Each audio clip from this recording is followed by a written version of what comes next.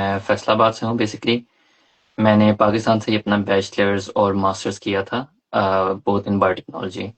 और मेरा masters complete हुआ था 2024 में, और 2024 में ही मैंने पीएचडी स्कॉलरशिप्स के लिए अप्लाई करना स्टार्ट किया था।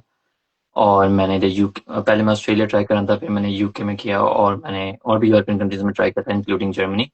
But I got better response from UK professors, because आपको पता होगा कि पीएचडी के लिए आपको प्रोफेसर्स को रीच आउट करना होता है। सो इधर मैंने किया, और अल्हम्दुलिल्लाह I got this scholarship in university of Manchester. और अभी मैं बायोटेक्नोलॉजी का सब्जेक्ट ही परस्यू कर रहा हूँ। बेसिकली इसमें मेरी स्पेसिफिकेशन प्लांट साइंस में आ जाती है। So I am doing that currently, and it's been 1 year, और मेरा सेकंड ईयर अभी रिसेंटली अक्टूबर में स्टार्ट हुआ है। ये 4 ईयर का प्रोग्राम है, और ये 2028 तक इंशाल्लाह चलेगा। अच्छा, तो पाकिस्तान से फैसलाबाद में आपने कौन सी यूनिवर्सिटी से बैचलर्स और फिर मास्टर किया था और आपका मेजर क्या था दोनों में? हाँ, तो फैसलाबाद से मैंने जीसी यूनिवर्सिटी से किया था अपना बैचलर्स बायोटेक्नोलॉजी में ही। और मास्टर्स के लिए फैसलाबाद में एक इंस्टीट्यूट है निपजी के नाम से, वो प्यास से एफिलिएटेड है। सेपरेटली वो यूनिवर्सिटी नहीं है, वो एक रिसर्च इंस्टीट्यूट है, तो बायोटेक्नोलॉजी में स्पेशलाइज करता है। It's a very good institute. तो मैंने वहां से अपना मास्टर्स किया था, और मैं जब मास्टर्स कंप्लीट हो गया था, मैं स्टिल वहां पर था बाय। और मैं वहां पर रिसर्च वर्क कर रहा था just to improve my profile. तो उधर से मैंने किया 2018 में मैंने बैचलर्स अपना किया था स्टार्ट, और मैंने 2021 में अपना मास्टर्स किया था। अच्छा, और मेजर आपका क्या था? बायोटेक्नोलॉजी? जी जी, बायोटेक्नोलॉजी में थे दोनों मेरे, बैचलर्स और मास्टर।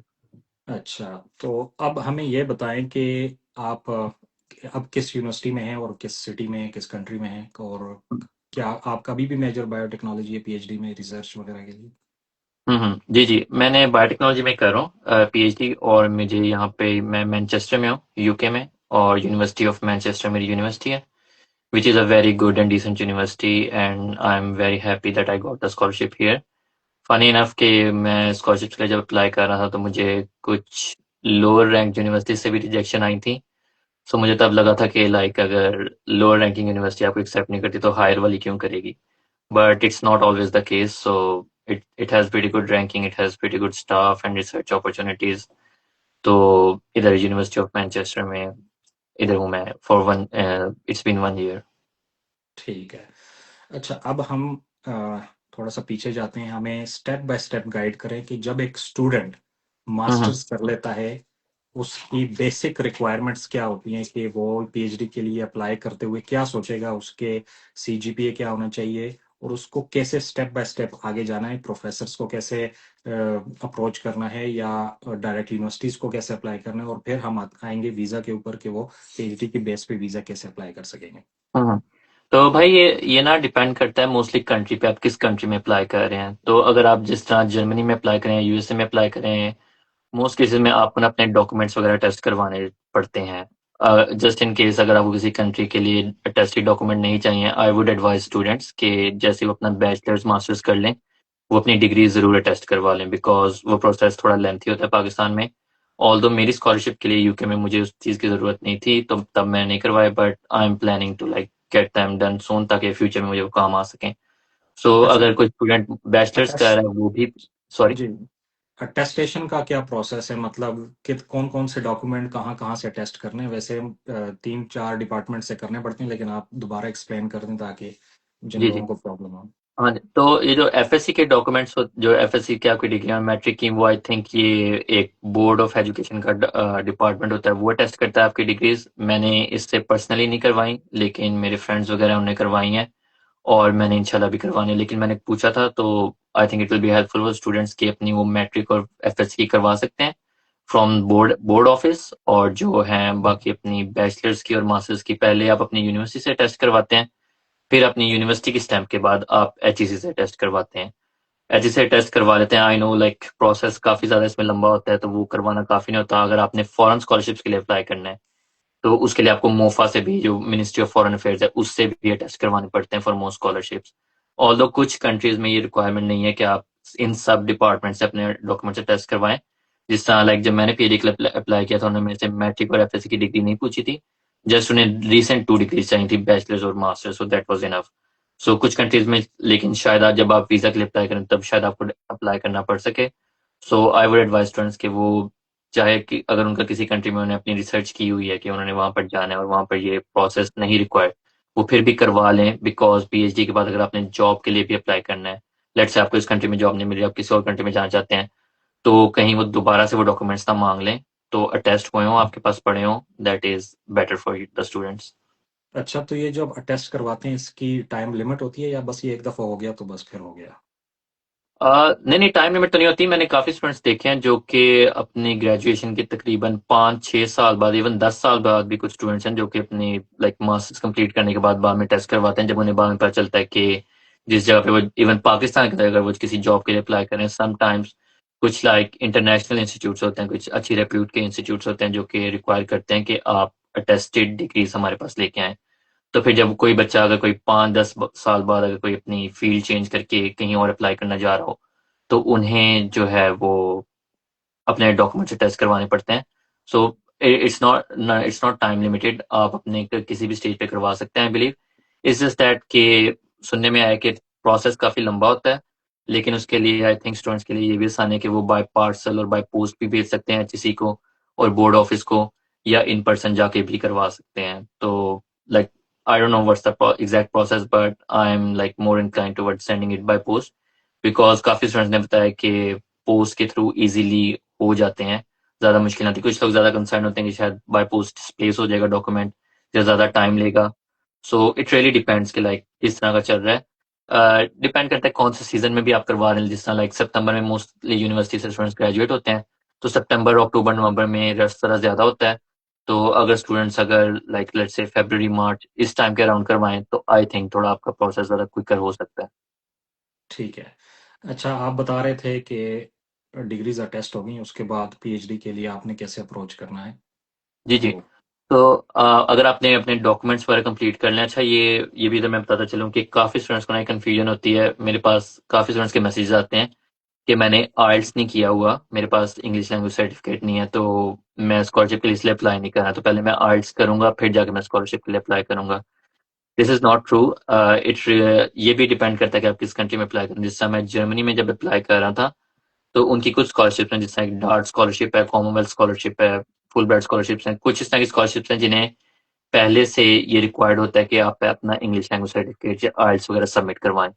लेकिन काफ़ी ऐसी स्कॉलरशिप्स हैं जिसके अंदर वो आपसे तब तक आर्ट नहीं मांगते जब तक आपको एडमिशन ना दे दें।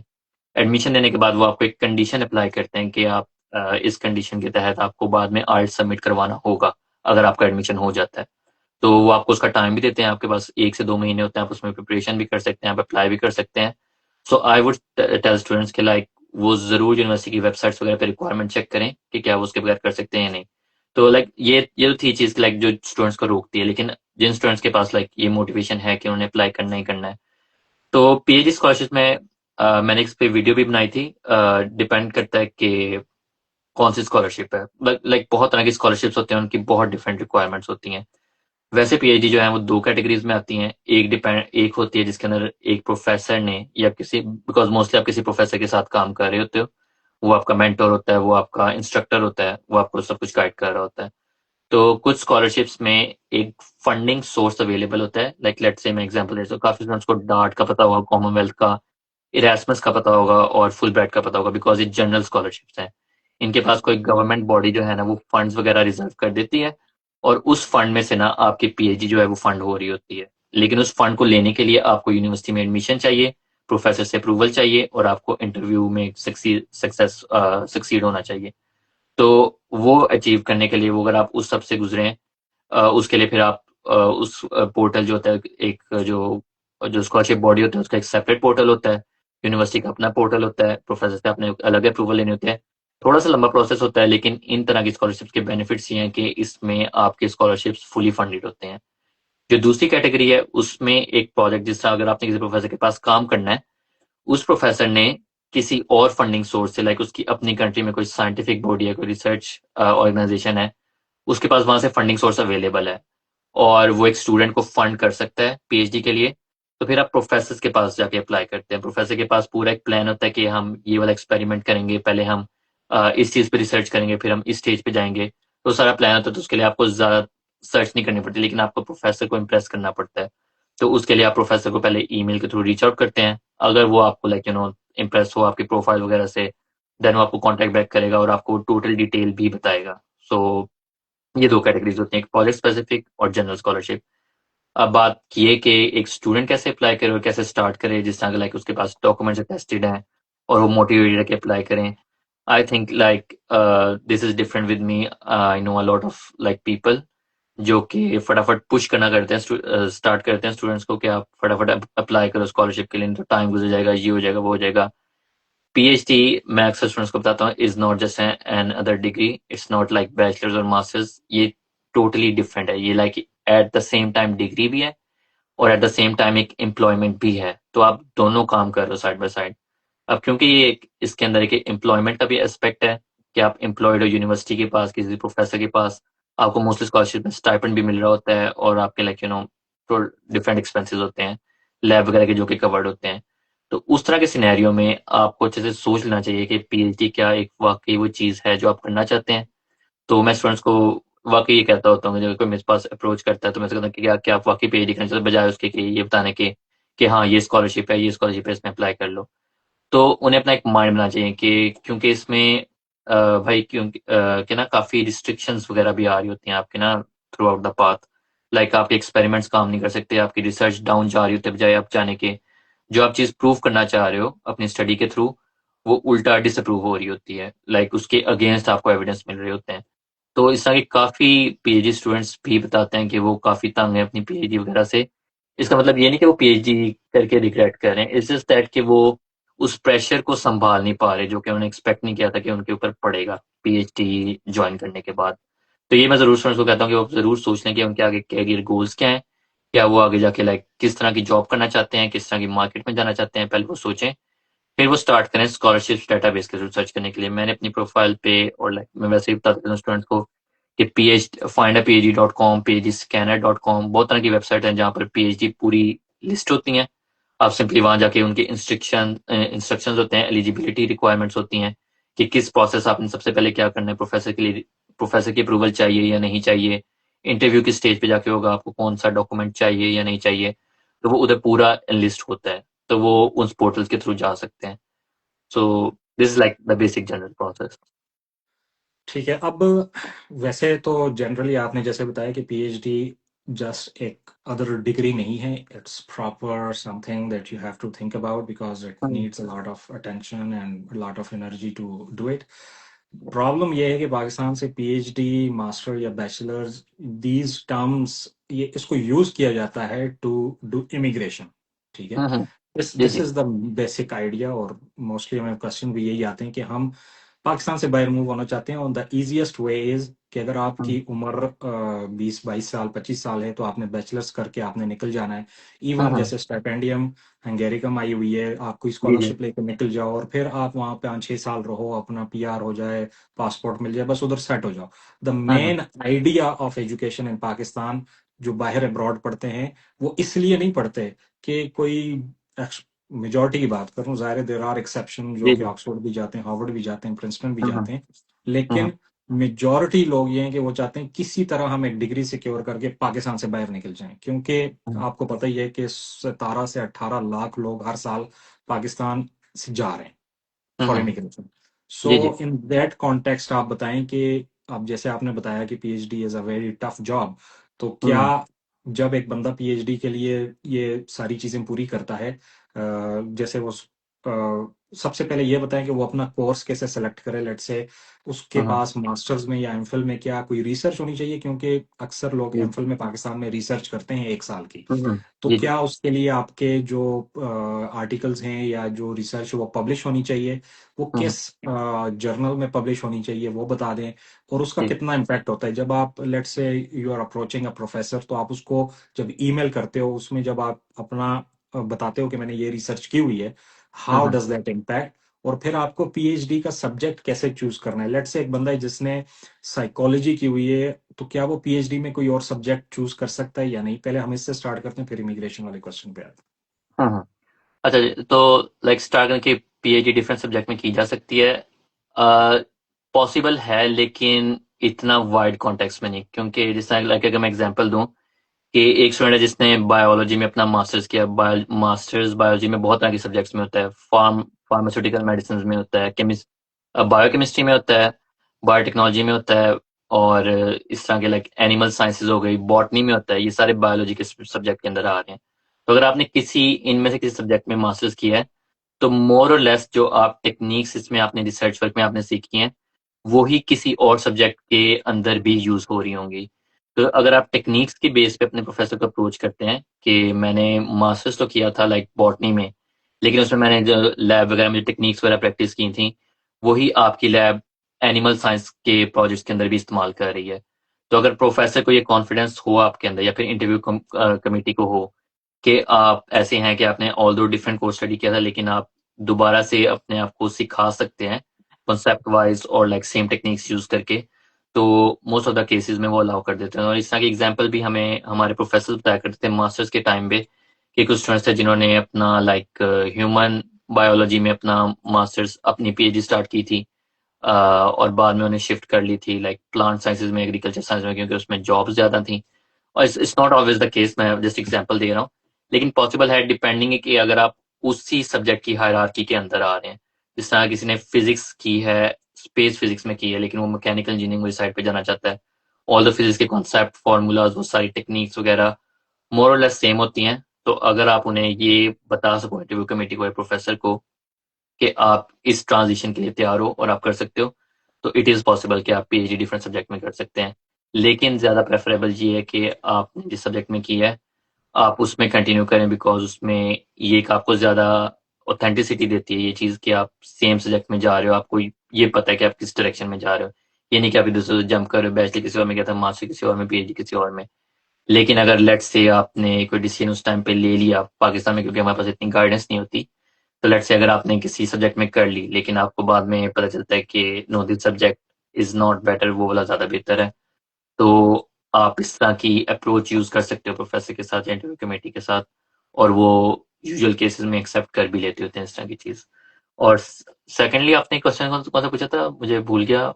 कि आपका जो मास्टर या खास तौर पे एमफिल में जो रिसर्च है, क्या उसको हम्म, पब्लिश होना ज़रूरी है और उसका कितना हाँ इम्पैक्ट होता है जब आप जी। You approach the professor? हाँ जी, तो ये क्वेश्चन भी आई थिंक ये जरा ज्यादा कॉमन है जो मुझे आता है कंपेयर टू अदर क्वेश्चंस, के रिसर्च वर्क हमारा नहीं है, हमारे पास पब्लिकेशन नहीं है, तो हम कैसे स्कॉलरशिप्स के लिए अप्लाई करें। ये बेसिकली ना, ये एक कॉन्सेप्ट चल पड़ा था उस टाइम पे कि जब ना जिस तरह यूनिवर्सिटीज में आपको पता है, हम पाकिस्तानी यूनिवर्सिटीज में होते हैं, हमारे पास बैचलर्स मास्टर स्टूडेंट्स होते हैं, तो आपस में इंटरेक्ट करते हैं सीनियर एक दूसरे के साथ।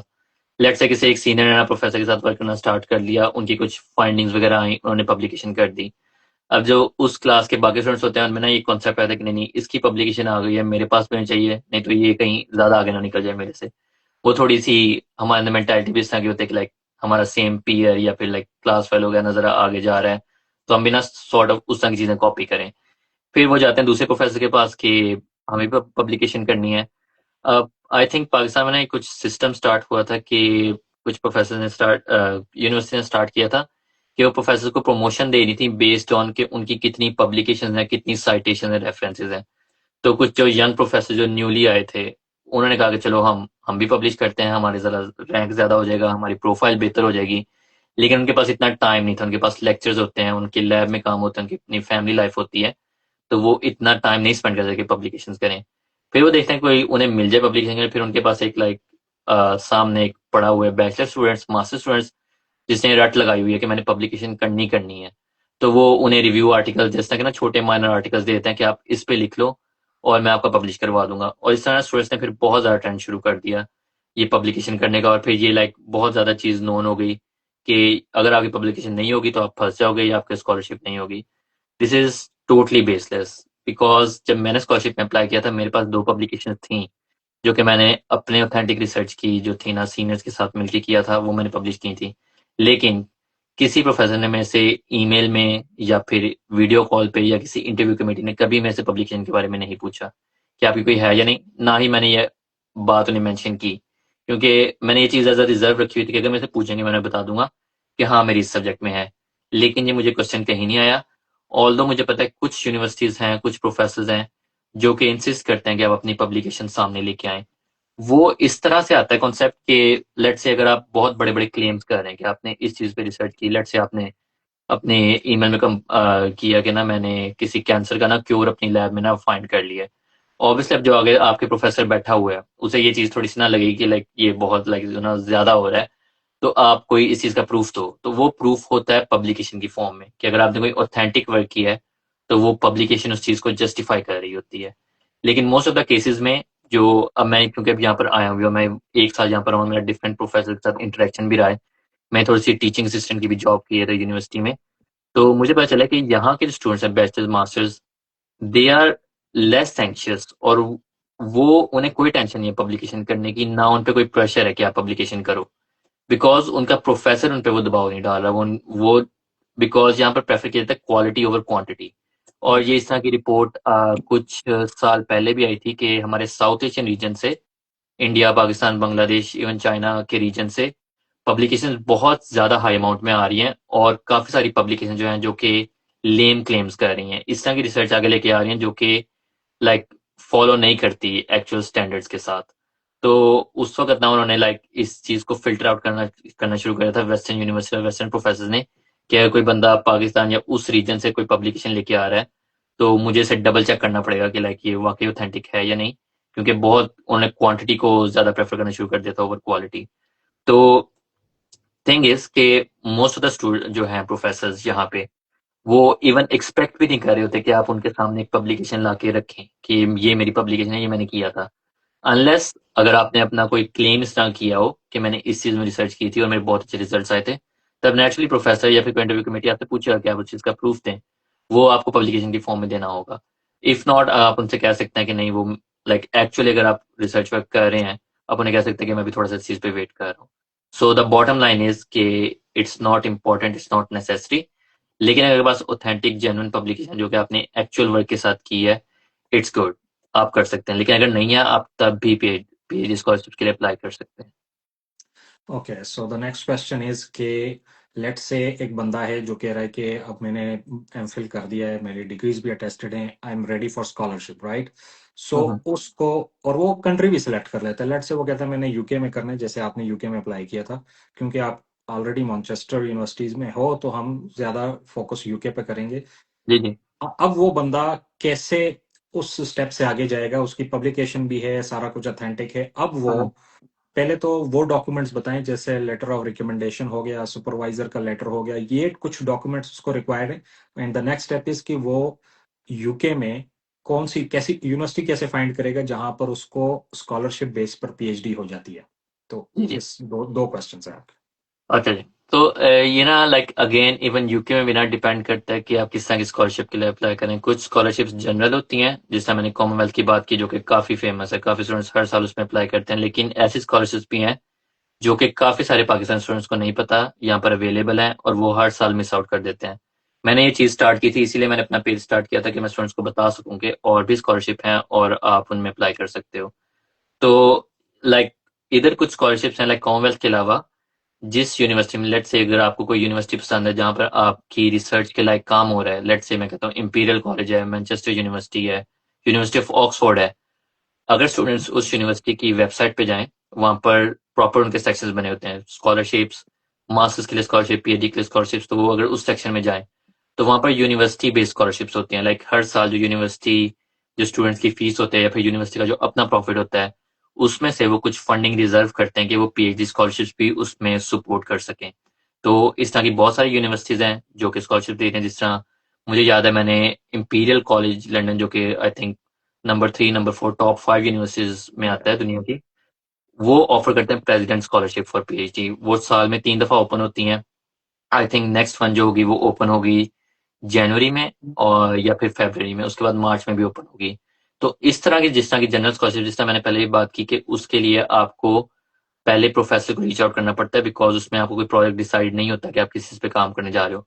वो बस एक फंडिंग सोर्स है जो कि अवेलेबल है, वो आपने लेके आना है अपने प्रोफेसर की लैब के पास और उनके पास अपनी पीएचडी को सपोर्ट करने के लिए।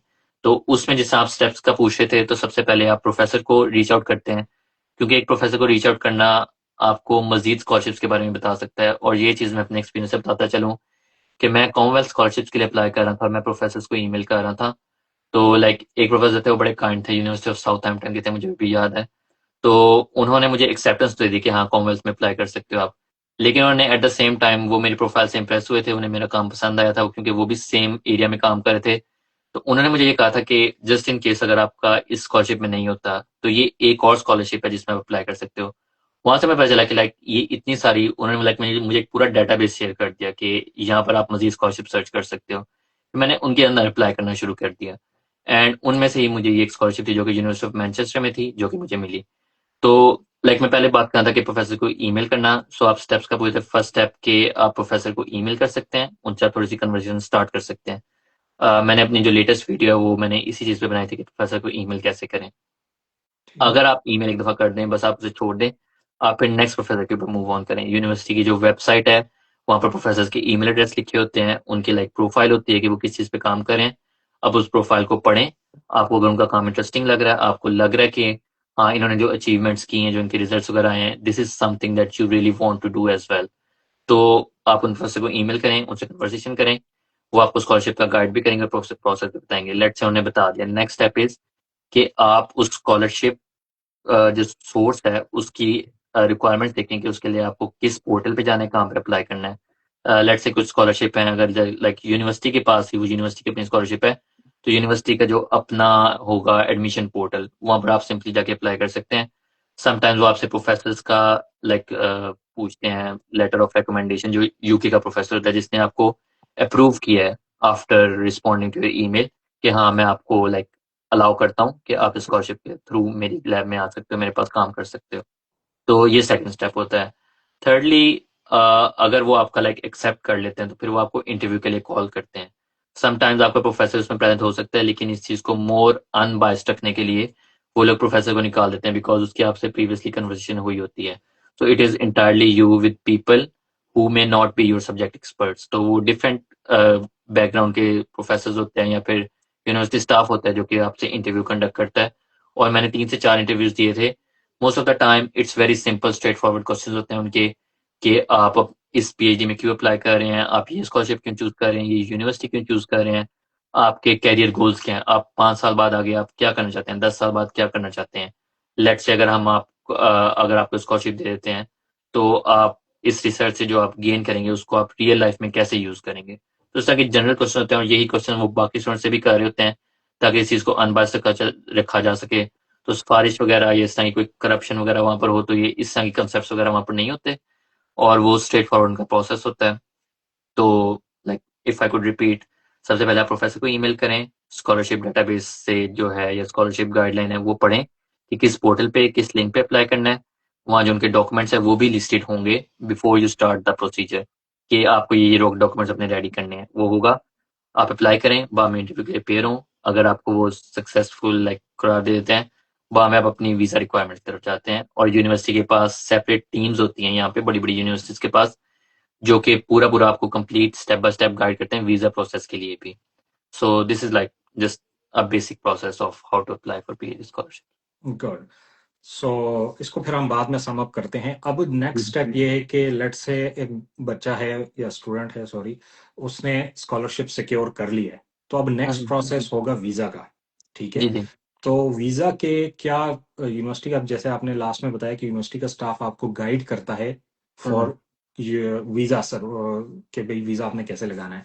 तो जी जी। उसका आपके पास जो इन्फॉर्मेशन है कि आपने कैसे वीजा लगाया, क्या वो स्टेप्स हमें बताएं कि एक रफ सा आइडिया हो। जाहिर है वो हम्म, गाइड करेंगे, लेकिन इंसान पाकिस्तानियों के पास एक रफ सा आइडिया हो कि क्या क्या वो एक्सपेक्ट करेंगे ड्यूरिंग द प्रोसेस। हम्म। अच्छा, तो लाइक वीजा आप उस सूरत में अप्लाई करते हैं जब आपके पास यूनिवर्सिटी से एक्सेप्टेंस हो या आपके पास स्कॉलरशिप फंडिंग हो। पहले आपको वो सारी चीजें अपनी पूरी करनी है जो कि यूनिवर्सिटी की अपनी रिक्वायरमेंट है। बिकॉज जो आपको वीजा मिल रहा है, अक्सर स्टूडेंट समझते हैं कि लाइक वो खुद वीजा अप्लाई कर रहे हैं, वो आपको वीजा यूनिवर्सिटी की वजह से मिल रहा है, क्योंकि आप उनके स्टूडेंट हो। तो जो अक्सर स्टूडेंट वीजा होता है वो यूनिवर्सिटी की तरफ से आ रहा होता है। तो यूनिवर्सिटी को पहले आपके सारे डॉक्यूमेंट्स वगैरह वेरीफाई करने हैं, तो मेक श्योर जो आप डॉक्यूमेंट्स अपने सबमिट करवा रहे हैं यूनिवर्सिटी के पास, वो ऑथेंटिक हों, बिकॉज वो वही डॉक्यूमेंट्स आगे वीजा जो उनकी होती है टीम वगैरह, वो उनको भी सेंड करते होते हैं कि वो वेरीफाई कर सकें। तो आप अपने like clear concise clear pictures हों, क्लियर उनके स्कैन्स हों, वो आप उन्हें अपलोड करें और वो उन्हें आप सेंड करें। वो आपसे पूछ सकते हैं कि लाइक मजीद अगर आपको उन्हें कोई डॉक्यूमेंट चाहिए तो वो भी पूछ सकते हैं। जिसका मैंने पहले भी मेंशन किया था कि कुछ स्कॉलरशिप के लिए आइल्स इमीडिएटली रिक्वायर्ड नहीं होता, लेकिन वो बाद में कहते होते हैं कि आप बाद में आइल्स सबमिट करवा सकते हैं। लेट से आपने वो सारी यूनिवर्सिटी की रिक्वायरमेंट्स पूरी कर ली, उसके बाद फिर आप अप्लाई करते हैं वीजा के लिए।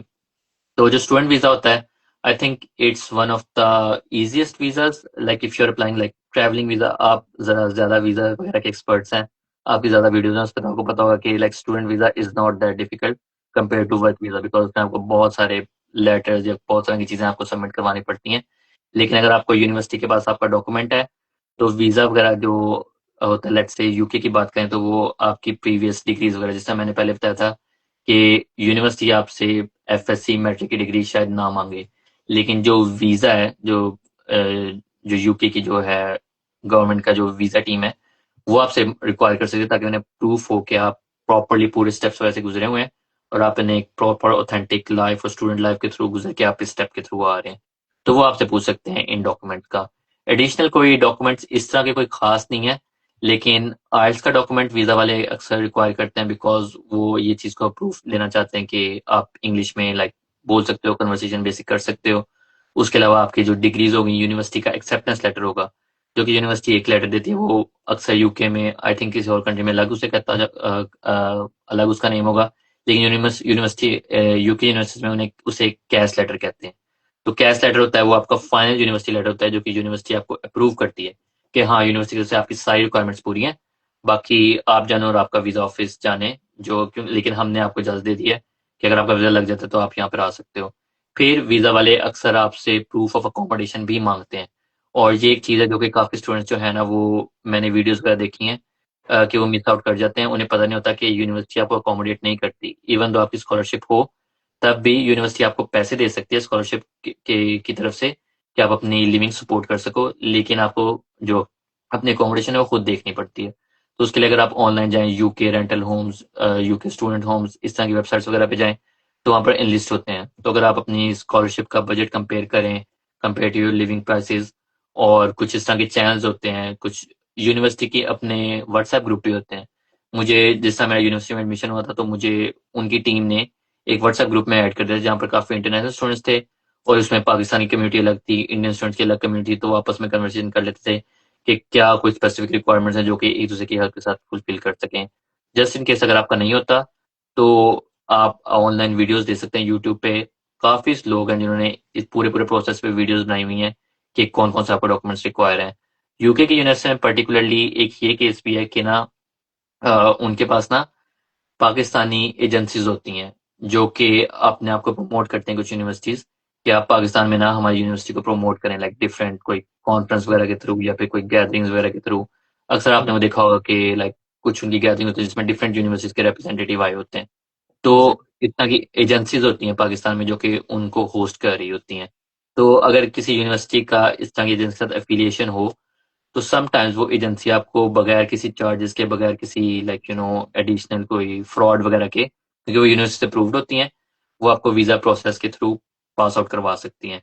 जैसे इन केस अगर आप ज्यादा कंफ्यूज हैं, अगर कोई स्टूडेंट्स को ज्यादा कंसर्न है कि उनसे नहीं हो पा रहा, या प्रोसेस बहुत बहुत ज्यादा कॉम्प्लिकेटेड हो रहा है, तो जो डिफरेंट एजेंसीज होते हैं, ऑल दो मैंने सपोर्ट नहीं करता कि वो स्टूडेंट्स वगैरह को गाइड ना करें, लेकिन वीजा प्रोसेस के लिए आप रफली उनसे गाइडेंस ले सकते हैं। आप बेसिकली उनके थ्रू अप्लाई ना करवाएं, लेकिन आप उनके पास ऑफिस में ड्रॉप इन करके उनसे पूछ सकते हैं क्या डॉक्यूमेंट्स वगैरह रिक्वायर हैं। मोस्ट ऑफ द टाइम वो आपको बता सकते हैं, लेकिन वो इंसिस्ट करेंगे कि हम आपकी तरफ से अप्लाई करते हैं, बिकॉज वो आपको चार्ज करते होते हैं।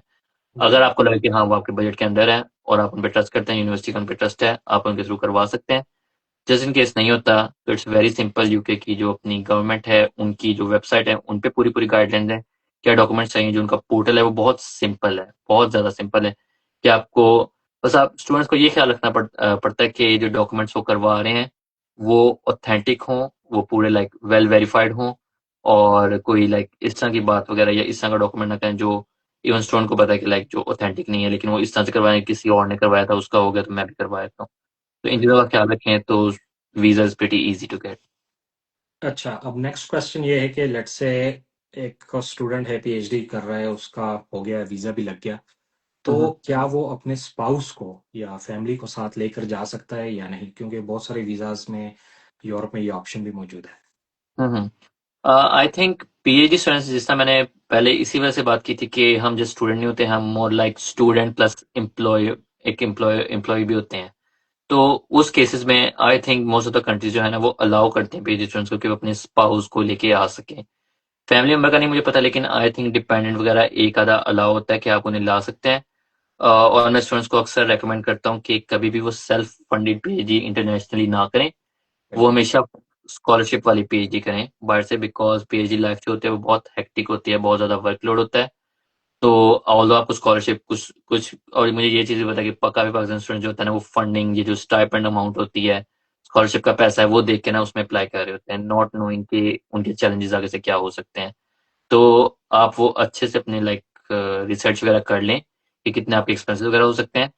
और आई वुड रिकमेंड कि इमीडिएटली वो आके ना अपने स्पाउस वीजा करना बिल्कुल साथ ना अप्लाई करें।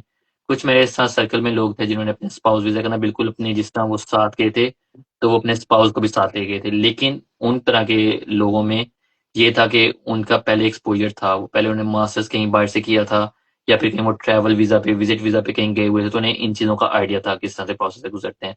तो लेट्स से अगर कोई स्पाउस वीजा पहले वो आ जाए इधर, एक साल अपना गुजारें, अकोमोडेशन प्राइसेस सब कुछ अपना लाइक सेटल इन हो जाए, और बाद में यहाँ लोकल भी कंफर्म कर लेंगे क्या पॉलिसीज हैं। जैसे अब यूके में रिसेंटली पॉलिसीज चेंजेस आई हैं, तो उन्होंने काफी जो है वो तरह के अपने वीजा चेंजेस भी किए हैं। तो आई वुड रिकमेंड कि पहले वो यहाँ पर आए, थोड़ा सा लाइक सेटल इन हो, फिर वो यहाँ पर लाइक कंसल्ट करके फिर वो अपने स्पाउस वगैरह को ला सकते हैं। मोस्ट ऑफ द केसेस में अलाउ होता है, बिकॉज वो पीएचडी स्टूडेंट को more than a student consider कर रहे होते ठीक है। हैं। अच्छा, तो अब हम थोड़ा बात करते हैं कि क्या जो पीएचडी है वो हम्म, ओनली एक्स्ट्राऑर्डिनरी स्टूडेंट कर सकते हैं, इसमें बहुत ज़्यादा पढ़ना पड़ता है, बहुत ज़्यादा रिसर्च करना पड़ता है, तो इसके हम्म। बारे में थोड़ा सा आप बताएं। हाँ, तो आई थिंक अगर आप पीएचडी के लिए अप्लाई कर रहे हैं ना, जिस यूनिवर्सिटी में आप अप्लाई कर रहे हैं, अगर कुछ स्टूडेंट्स को बहुत ज्यादा कंसर्न है कि, मैं सीजीपीए का पॉइंट नहीं बताऊंगा कि लाइक किस पॉइंट से नीचे हो ऊपर हो, बिकॉज काफी स्टूडेंट्स ना कंपेयर करना स्टार्ट कर देते हैं अपने आप को। बिल्कुल। लेकिन अगर आप किसी यूनिवर्सिटी में अप्लाई कर रहे हैं, आप सिंपली उस यूनिवर्सिटी की वेबसाइट पे जाएं और वहां पर उनकी एडमिशन रिक्वायरमेंट देखें। हर यूनिवर्सिटी की लाइक बेसिकली गाइडलाइंस होती हैं कि आपकी सीजीपीए इससे अबव होनी चाहिए। Let's say, just an example, उन्होंने कहा कि हमारी सीजीपीए की रिक्वायरमेंट 2.5 है। अगर आपकी सीजीपीए 2.6 है, आपको वो स्टिल इंटरव्यू के लिए बुलाएंगे, आपको ट्रीट करेंगे just as they would to a normal student. Just ये है कि अगर आपकी लेट्स से सीजीपीए आपको लग रहा है कि आपकी लो है, आप कोशिश करें, आप उन्हें इम्प्रेस करने की कोशिश करें थ्रू योर अदर वर्क। अगर आपने कोई रिसर्च वर्क किया है, या अगर आपने कोई एक्स्ट्रा कोई चैरिटी ऑर्गेनाइजेशन या कोई को करिकुलर एक्टिविटीज की हैं, कि अगर आपने कोई अपना टाइम यूजफुल वे में स्पेंड किया है, आप उन्हें इस चीज के थ्रू भी इम्प्रेस कर सकते हैं अगर आपकी सीजीपीए लो है। लेकिन आई वुड स्टिल से आपको टॉपर होना जरूरी नहीं है। अक्सर स्टूडेंट्स, मुझे भी ये कॉन्सेप्ट था कि लाइक जब मैं बैचलर्स कर रहा था, मुझे लगता था कि जिससे हमारे प्रोफेसर हैं उन सबके पास पीएचडी है, तो शायद वो पता नहीं बड़े स्मार्ट होंगे तभी उन्होंने की है। अक्सर लोग ना मजबूरी के तहत भी पीएचडी कर रहे होते हैं, कि क्योंकि उन्हें और कोई प्रॉपर ना पाथ नहीं मिल रहा था कि मास्टर के बाद आगे हम जाके क्या करें। लेकिन from me it was purely because my passion. मुझे बहुत शौक था साइंटिफिक रिसर्च करने का, and I am very happy that I am doing it as well.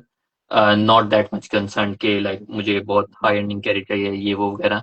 So like coming back to the original point, आपको टॉपर होना या आपका कोई बहुत एक्स्ट्राऑर्डिनरी ग्रेड्स होना ये गारंटी नहीं करता आपकी स्कॉलरशिप के लिए।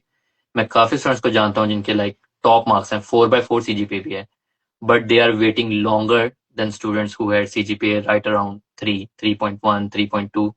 उन्हें पहले मिल गई, वो स्टिल वेट करें। मैं ये नहीं कहा कि उन्हें मिलेगी नहीं या उन्हें like, मिल नहीं सकती या कोई उनका कोई डिसएडवांटेज है। It's just that they are waiting for longer, just to tell the students के आप अगर आपकी यूनिवर्सिटी का बेसिक जो पॉइंट है, जो उनका सेट क्राइटेरिया कि इससे ऊपर आपकी सीजीपीए होनी चाहिए, वो आपको ट्रीट करते हैं just as an other students. क्योंकि वो समझते हैं कि स्टूडेंट का मकसद सिर्फ स्टडी करना नहीं होता, जो कि हमारे पास मेंटेलिटी है कि सिर्फ वो स्टडी करे एंड दैट्स इट। इधर स्टूडेंट्स जो हैं वो eight the same time study भी कर रहे हैं, जॉब्स भी कर रहे हैं, जो कि चीज लेस कॉमन है in most of the families in Pakistan. की अगर बच्चा कोई स्टूडेंट जॉब कर रहा है, वो अब आगे थोड़ा ट्रेंड शुरू हुआ कि लोग फ्रीलांसिंग कर रहे हैं, स्टूडेंट्स फ्रीलांसिंग कर रहे हैं ये वो वगैरह। लेकिन पहले ये सारा कॉन्सेप्ट नहीं था, लाइक स्टूडेंट जैसे अपनी पढ़ाई से काम रखते थे। लेकिन यहाँ के स्टूडेंट्स पढ़ भी रहे हैं, जॉब्स भी कर रहे हैं, तो इन लोगों की अपनी सीजीपीए जो वो ड्रॉप इन कर सकती है डिफरेंट सर्कमस्टांस की वजह से। फिर वो यही क्राइटेरिया इंटरनेशनल स्टूडेंट्स के लिए भी रख रहे हैं कि उनकी भी कोई सर्कमस्टांसेस हो सकते हैं, सीजीपीए ड्रॉप कर सकती है। तो आप उनकी वेबसाइट पे जाइए, यूनिवर्सिटी की वेबसाइट पे, अगर वो सेट पॉइंट से आपकी सीजीपीए ऊपर है then that's okay, you can simply apply. आपको उसी की टेंशन लेने की जरूरत नहीं कि नहीं वो मेरे से पूछेंगे कि इतनी लो सीजीपीए क्यों है, ये क्यों है। जस्ट अगर आपने उनकी रिक्वायरमेंट को पूरा कर लिया, उससे .1 भी आप ऊपर है या उसके अराउंड है, आपको स्टिल एक्सेप्ट कर सकते हैं। ठीक है। अच्छा, अब ये बताएं कि जैसे एक बच्चा या स्टूडेंट अगेन वो अप्लाई करना चाहता है, तो उसका टाइमलाइन क्या होगा from selecting university, selecting his major in PhD और research, and then applying hmm. For email and getting admission, and finally वो पूरे पाइपलाइन आप हमें टाइमलाइन बताएं कि वो कितने टाइम में यूके या जर्मनी या जिसमें भी कंट्री में वो जाना चाहते हैं वो पहुंच जाएगा, सो दे हम्म। हैव एस्टिमेट टाइम कि कितना प्रोसेस टाइम टेकिंग है। हम्म। अच्छा, तो पीएचडी स्कॉलरशिप के लिए जैसा मैंने पहले कहा था, कुछ होती हैं टॉपिक जिसमें पहले से डिसाइड होता है प्रोफेसर के पास कि किस चीज पे काम करना है। तो इस तरह ना कुछ ऑर्गेनाइजेशन होते हैं जिन्हें इमीडिएटली चाहिए होता है स्कॉलरशिप, लाइक उन्हें इमीडिएटली स्टूडेंट चाहिए होता है जो कि पीएचडी रिसर्च अपनी स्टार्ट कर सके। This is rare, but like होता है इस तरह का कि उन्होंने आज पीएचडी एडवर्टाइज किया है तो वो नेक्स्ट 4 to 5 मंथ्स में ना रखना चाहते हैं स्टूडेंट्स को। लेकिन ऑब्वियसली हमारी तरह की कंट्रीज से वीजा प्रोसेस थोड़ा ज्यादा लंबा प्रोसेस हो सकता है। सो मोस्ट ऑफ द जो पीएचडीज हैं, यूजुअली अगर आप एक सेमेस्टर ईयर में अप्लाई करते हो तो आपको नेक्स्ट ईयर जाके ना, नेक्स्ट एकेडमिक ईयर में आपको एडमिशन मिलता है। लेट्स से मैंने जब अप्लाई किया था तब मैं 2024 में अपना मास्टर्स कंप्लीट किया था। उसके बाद मैं स्कॉलरशिप्स के लिए अप्लाई करा था, उसके बाद स्कॉलरशिप्स ओपन थे। यूजुअली अक्टूबर, सितंबर अक्टूबर में स्कॉलरशिप्स ओपन होती हैं, और डिपेंड करता है, लेकिन जनवरी फरवरी तक ना मोस्टली क्लोज होना स्टार्ट हो जाती हैं स्कॉलरशिप्स। कुछ दिसंबर में भी क्लोज हो जाती हैं। अभी भी जिस तरह कुछ स्कॉलरशिप पीएचडी के लिए ओपन है वो जनवरी में डेडलाइन उनकी आ रही है, कुछ की फरवरी में डेडलाइन है, कुछ मार्च तक भी जाते हैं। लेकिन मार्च से आगे जाना it's unusual, specially for UK, because उन्होंने अपना एकेडमिक ईयर नेक्स्ट सितंबर में स्टार्ट करना होता है। उसके लिए उन्हें पता होता है कि स्टूडेंट को वीजा के लिए भी रिक्वायरमेंट चाहिए, अगर उनका आईएलटीएस अभी नहीं है तो उन्हें उसके लिए भी टाइम चाहिए। कुछ और सिक्योरिटी सर्टिफिकेट्स हो सकते हैं कुछ ऑर्गेनाइजेशन की तरफ से, उन्हें वो भी चाहिए। तो यूजुअली अगर आप लेट्स से, अब मैं अपना बता रहा था कि मैं 2024 में अपना मास्टर्स कंप्लीट किया था। मैंने फिर स्कॉलरशिप के लिए स्टार्ट करना, अप्लाई अप्लाई करना स्टार्ट किया था। और जनवरी में मैंने जिस स्कॉलरशिप में अब हूँ मैं, उसकी डेडलाइन 19 जनवरी थी। तो तब मैंने, लेकिन अब उसकी डेडलाइन दिस ईयर 7 दिसंबर है। सो अक्सर वो अपनी टाइमलाइन मूव भी कर देते होते हैं, सीन के काफी स्टूडेंट्स को ना रिस्ट्रिक्शंस आ रही हैं वीजा रिक्वायरमेंट में या ये वो में, तो अपना समटाइम प्रोसेस पीछे भी कर देते हैं। लेकिन अभी भी कुछ स्कॉलरशिप हैं जो मैं जानता हूँ जो कि जनवरी वगैरह में क्लोज होंगी, उस पे बाद में आते हैं। लेकिन फिर मैंने 19 जनवरी को अप्लाई किया था। मार्च में मुझे, सॉरी फरवरी में मुझे इंटरव्यू कॉल आई थी, और मार्च में उन्होंने मुझे स्कॉलरशिप न्यूज दी थी कि they accept me as a student. उसके बाद मैंने फिर आर्ट्स अभी तक मैंने नहीं दिया था, लेकिन मैंने प्रिपरेशन पहले से कर रखी थी। तो मैंने 1 मंथ में अपना आर्ट्स सबमिट करवा दिया था यूनिवर्सिटी के पास। फिर मैंने वीजा के लिए अप्लाई किया था, जिसको like I think just 2 weeks में मेरा वीजा आ गया था। तो that was pretty straight forward, because अगर आप स्कॉलरशिप पे होते हो तो जो वीजा टीम होती है उन्हें बेटर श्योरिटी होती है कि आपकी चीजें वगैरह ऑथेंटिक है और यूनिवर्सिटी ने आपको कुछ सोच के स्कॉलरशिप दी है। तो मोस्ट ऑफ द केसेस में वो आपका स्ट्रेट फॉरवर्ड प्रोसेस होता है। लेकिन अगर टाइमलाइन की बात करें, usually if you start now, you are expected to start your PhD और एकेडमिक कैरियर नेक्स्ट सितंबर और अक्टूबर, स्पेशली इन यूके। बट अगर जर्मनी वगैरह में अप्लाई कर रहे हैं तो अगस्त में, सितंबर में आई थिंक उनकी स्कॉलरशिप्स वगैरह जो होती हैं वो तब वो स्टार्ट करते हैं। अगर आप अप्लाई करें जनवरी फरवरी में तो वो अगस्त सितंबर तक वो स्टार्ट करते हैं। लेकिन most of the western world में एकेडमिक ईयर सितंबर अक्टूबर को कंसीडर किया जाता है जब आपका स्टार्ट हो रहा होता है। तो तब आपका स्टार्ट होगा, लेकिन स्कॉलरशिप्स काफी पहले क्लोज हो जाएंगी, बिकॉज उसके बाद आपका वीजा प्रोसेस वगैरह वो टाइम दे सकता है। सो इसलिए यूनिवर्सिटी वो एक मार्जिन रखती होती है कि थोड़ा सा गैप दें स्टूडेंट्स को कि वो कर सकें। एज फार एज के स्टूडेंट्स को कब अप्लाई करना चाहिए, आई वुड से कि वो थोड़ा रेस्ट करें, अपने आप को पहले सोचें कि उनके पास क्या पीएचडी उन्हें वाकई करनी है, या फिर उनके पास कोई और कैरियर ऑप्शंस भी हैं जो कि वो करना चाहते हैं।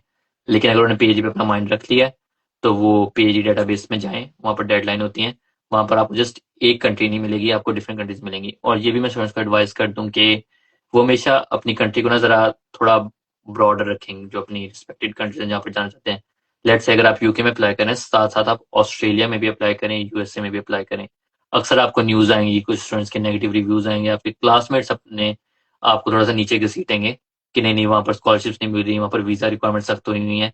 अप्लाई करने में कोई हर्ज नहीं है, आप अप्लाई करें। अगर आपकी रिक्वायरमेंट्स पूरी हैं, आप ऑथेंटिकली करना चाहते हैं, आप वहां पर अप्लाई करें।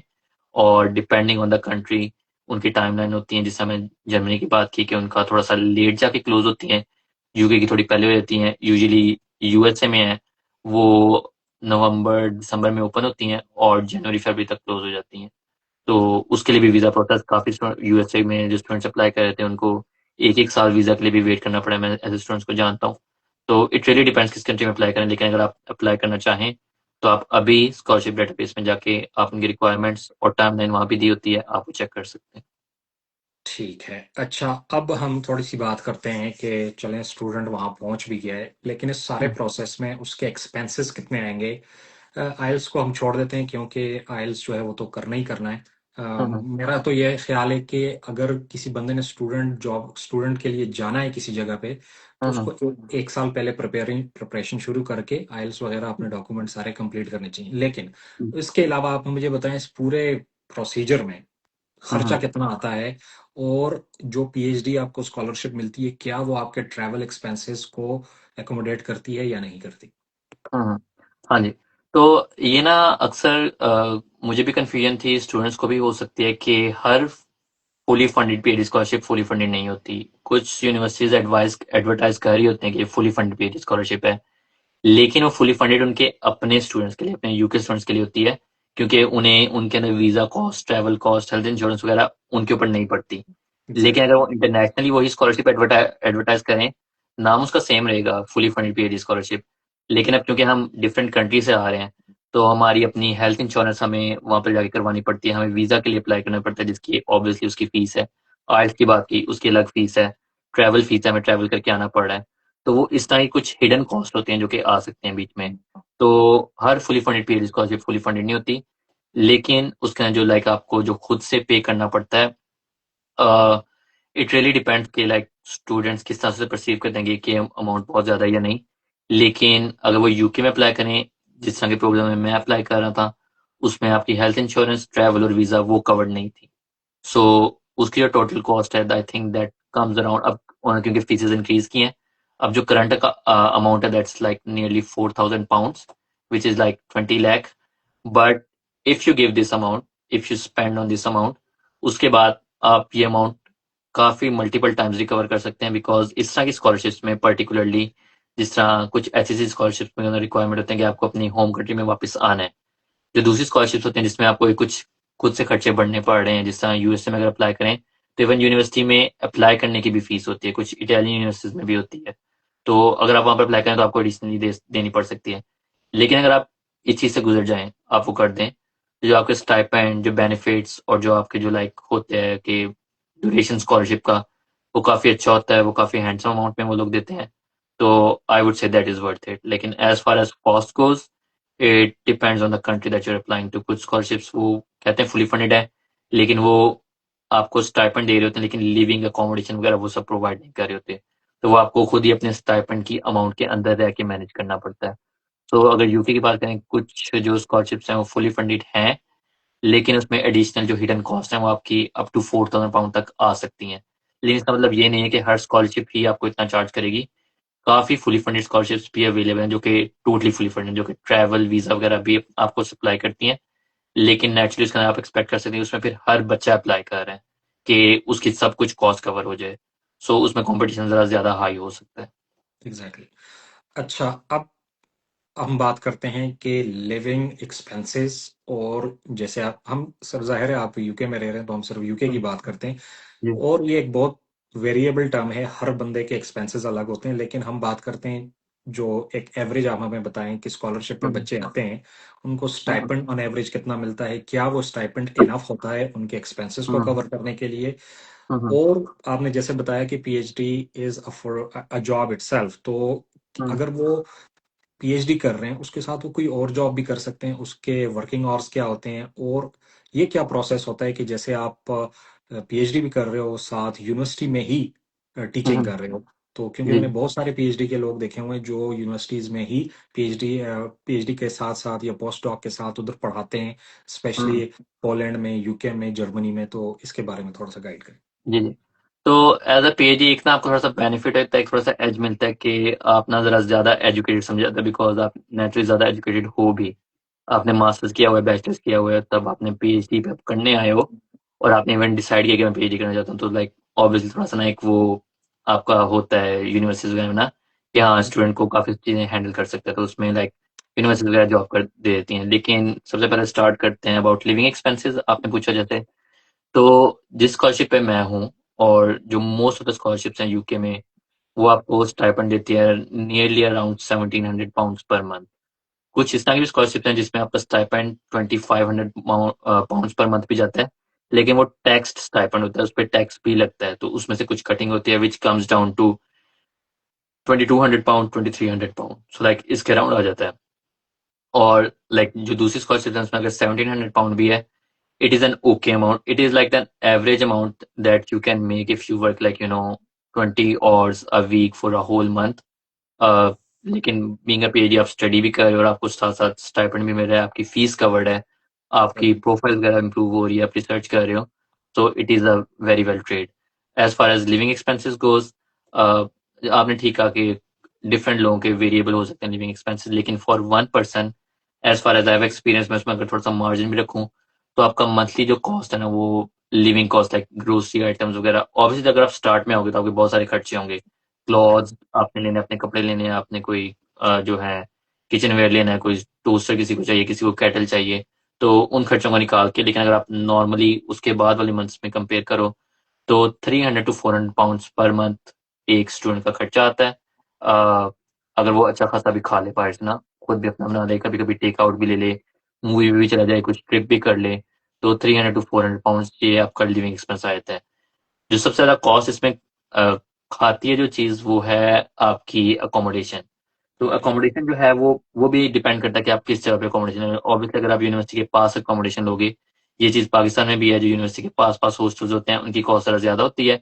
लेकिन आप थोड़ा सा दूर करके कोई रेंटल हाउस ले लो, कोई दो चार फ्रेंड्स मिलके, तो उसकी कॉस्ट डाउन होती है। तो इधर भी सेम हिसाब है, अगर आप यूनिवर्सिटी के पास आते हो तो कुछ लाइक अमाउंट ज्यादा है। सिटी टू सिटी भी वेरी करता है। अब मैनचेस्टर, लंदन, एडनब्रा, ये कुछ सिटीज बड़ी हैं, लाइक अपने रीजन के कैपिटल भी हैं, तो यहाँ पर थोड़े से एक्सपेंसेस ज्यादा है। लेकिन अगर आप कुछ थोड़े से और सिटीज में चले जाओ, लाइक जो जिनके अंदर एक्सपेंसेस वगैरह नहीं है, वहाँ पर ऑब्वियसली रेंट आपका कम होता है और रूम साइज भी आपके बड़े होते हैं। एज फार एज मैं मैनचेस्टर या लंदन वगैरह की बात करूँ, तो आई थिंक आपको 600 पाउंड में, 550 पाउंड में भी बहुत अच्छी अकोमोडेशन मिल जाती है विद योर ओन वॉशरूम। ये चीज अक्सर स्टूडेंट्स को पता नहीं होता कि यहाँ पर ना वॉशरूम का एक सेपरेट चार्ज होता है। अगर आप शेयर्ड वॉशरूम लेते हो लोगों के साथ, देन दैट इज चीपर, उस तरह का रूम आपको सस्ता मिलता है। लेकिन अगर आप अपना सेपरेट वॉशरूम लेते हो तो आपका वो 100 to 150 पाउंड आप एडिशनल उस पर एक्सपेक्ट कर सकते हो कि आपको चार्जेस पड़े। लेकिन अगर आपने यूनिवर्सिटी के पास लेना है और लाइक अपना सेपरेट वॉशरूम लेना है, I have seen the rates between 500 to 600 आपको एक अकोमोडेशन मिल सकती है। लेकिन आपको काफी पहले से अप्लाई करना पड़ता है, और अगर आप बाहर से आ रहे हो कभी, वो आपको एडिशनल डॉक्यूमेंट्स आपको देने पड़ सकते हैं। एक चीज मैं जरूर एडवाइस करूंगा कि कभी भी स्टूडेंट जो है ना वो यूनिवर्सिटी अकोमोडेशन को ना एज अ फाइनल ऑप्शन ना कंसिडर, फाइनल ऑप्शन रख लें, लेकिन उसे फर्स्ट ऑप्शन ना अपना रखें, क्योंकि वो ज्यादा एक्सपेंसिव होती हैं। सेफर तो होती हैं, लेकिन अगर आप समझ रहे हो कि अगर आपको पैसे अपनी पीछे फैमिली को नहीं वापस भेजने, आप खुद पे अपना थोड़ा सा लगाना चाहते हो फॉर लाइक 1 ईयर, थोड़ा सा लाइक सेफर एनवायरनमेंट में रहना चाहते हो, कंफर्टेबल रहना चाहते हो, तब वो यूनिवर्सिटी बेस्ड अकोमोडेशन के लिए अप्लाई कर सकते हैं, लेकिन वो जरा एक्सपेंसिव होती हैं। तो अगर इन चीज़ों को टोटल अप करें, तो 600 चलें अगर आप हाई स्केल पे अपने अमाउंट लगा लें रेंट की, 400 पाउंड, 300 to 400 पाउंड अगर आप अपना एक्सपेंस लगा लें, 1000 पाउंड टू 1100, चले मैं 1100 तक चले जाता हूँ, 1100 आपका एक्सपेंस आ जाता है for one person living for 1 month, और उसके ऊपर आप 600 पाउंड तक सेविंग कर सकते हो, which is a pretty decent amount. और आपने सेकेंडली बात ये पूछी थी वर्क वगैरह की, कि आप वर्क वगैरह कर सकते हैं या पीएचडी वगैरह जो होते हैं जॉब वगैरह करते हैं।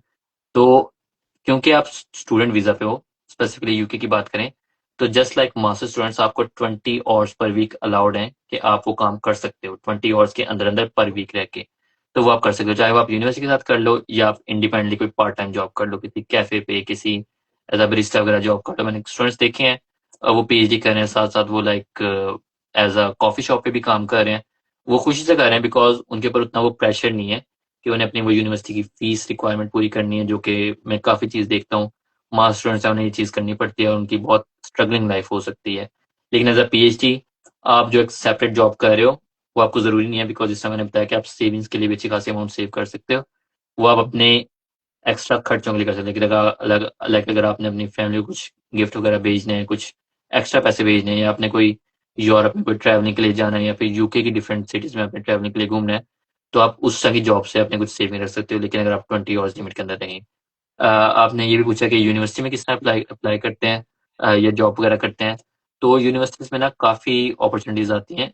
पीजी स्टूडेंट्स के लिए ज़्यादा होती हैं, मास्टर्स के लिए थोड़ी सी कम होती हैं, क्योंकि यहाँ की यूनिवर्सिटी ना काफ़ी डाइवर्स होती हैं। यहाँ पर डिफरेंट तरह की कम्युनिटीज़ होती हैं, डिफरेंट तरह की एक्टिविटीज़ होती हैं, स्पोर्ट्स होती हैं, और टीचिंग एक्टिविटीज़ भी बहुत तरह की हो सकती हैं। फील्ड ट्रिप हो गया, क्लास हो गई, रिसर्च वर्क हो गया स्टूडेंट्स को करवाना। तो पीएचडी यूनिवर्सिटी एक समझती है कि वो ज़्यादा वेल इक्विप्ड है, ज़्यादा लाइक रिस्पॉन्सिबल पर्सन है कंपेयर टू मास्टर स्टूडेंट्स, क्योंकि वो थोड़ा लाइक एज में भी बड़ा है, उसकी क्वालिफिकेशन भी ज़्यादा है। तो उस तरह की जॉब्स वगैरह अपॉर्चुनिटीज यूनिवर्सिटीज में भी होती हैं। अगेन कंपेरेटिव बहुत होती हैं, बिकॉज डिफरेंट नेशनलिटीज के लोग, डिफरेंट डिसिप्लिन के लोग अप्लाई कर रहे होते हैं।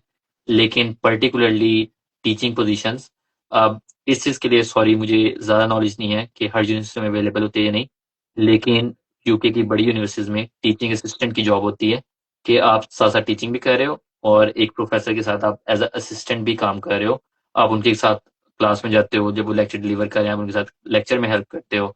अगर उनकी कोई लाइक असाइनमेंट्स वगैरह वो आप चेक कर सकते हो अकॉर्डिंग टू द स्टैंडर्ड। हम्म। तो इस तरह की जॉब्स वगैरह भी होती हैं अवेलेबल। तो आई वुड से एट द बॉटम लाइन के आपकी सेविंग भी अच्छी हो जाती है, और आप लाइक लिविंग भी कंफर्टेबल लिविंग में रह सकते हो। अगर आपने जॉब करनी है तो आप रिक्वायरमेंट के अंदर रह रह के जॉब भी कर सकते हो, just purely for your extra savings. But again this is something जिसमें आपने पहले ही बात की कि स्टूडेंट्स जस्ट बाहर निकलने के लिए इस तरह के जा रहे होते हैं, और उन्हें पता चले कि बाहर भी निकल रहे हैं, साथ पैसे भी मिल रहे हैं बाहर जाने के। तो वो जरा ना थोड़ी उनकी विजन जरा ब्लर हो जाती है, ये देखने की बजाय कि आगे मेरा कैरियर किस तरफ डायरेक्शन में जा रहा है। सो आई थिंक उन्हें दोबारा सोचना चाहिए कि like is this really something that they want to do. किस तरह से आपने उन्हें स्टार्ट करना है। मैंने अपने पेज पे लाइक इनिशियल वीडियोस यही चीज़ें स्टार्ट की थी, कि पीएचडी अप्लाई करने से पहले उन्हें क्या सोचना चाहिए, कि लाइक क्या मैं वाकई करना चाहता हूँ, या करना चाहती हूँ पीएचडी, या कोई और ऑप्शंस भी हैं। तो अगर आपने डिसाइड कर लिया, अगर आप पीएचडी करना चाहते हैं, स्कॉलरशिप पे करें, और ये बेनिफिशियल होते हैं स्कॉलरशिप पे। और लाइक आपकी जनरस जो होती है वो वेजेस वगैरह मिल रहे होते हैं और आप कर रहे होते हैं। लेकिन फिर आपने ये भी सोचना है कि जैसे अभी खत्म होगी, आपका सब कुछ स्टाइपेंड वगैरह ये सब कुछ स्टॉप हो जाएगा। स्टॉप तो हो अगर गया। आपने पीएचडी इनिशियली ज्वाइन किया, तो आपने ये सोच के करने कि आगे मैंने क्या करना है। एग्जैक्टली।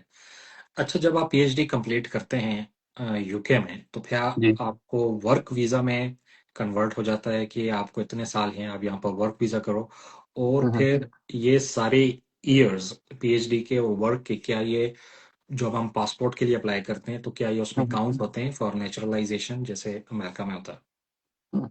अच्छा, सॉरी इसका आंसर मुझे I am not prepare to answer that at the moment, because this is something that इस पर हमें लाइक डिफरेंट ओपिनियन मिलते हैं बाद में, लाइक उनकी वो वीजा रिक्वायरमेंट्स भी चेंज हो गई रिसेंटली यूके गवर्नमेंट की तरफ से। एग्जैक्टली।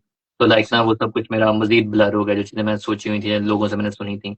तो इसके लिए वो है। लेकिन एक चीज़ है कि एज अ पेज जिस तरह अगर आप एम्प्लॉयड हो, तो अगर आपने जिस तरह टीचिंग भी की है, अगर आप टीचिंग असिस्टेंट एज अ काम करते हो, तो आपको teaching certificate university at the end देती है, जिसके बाद आप किसी स्कूल या कॉलेज में एज अ लेक्चरर अपॉइंट हो सकते हो, या एज अ प्रोफेसर किसी छोटे स्कूल में वहां से स्टार्ट कर सकते हो। यूनिवर्सिटी आपको लाइक बैकअप कर रही होती है कि यहाँ हाँ, इसने हमारे पास ट्रेनिंग की थी, यहाँ टीचिंग की थी, बिहेवियर अच्छा था।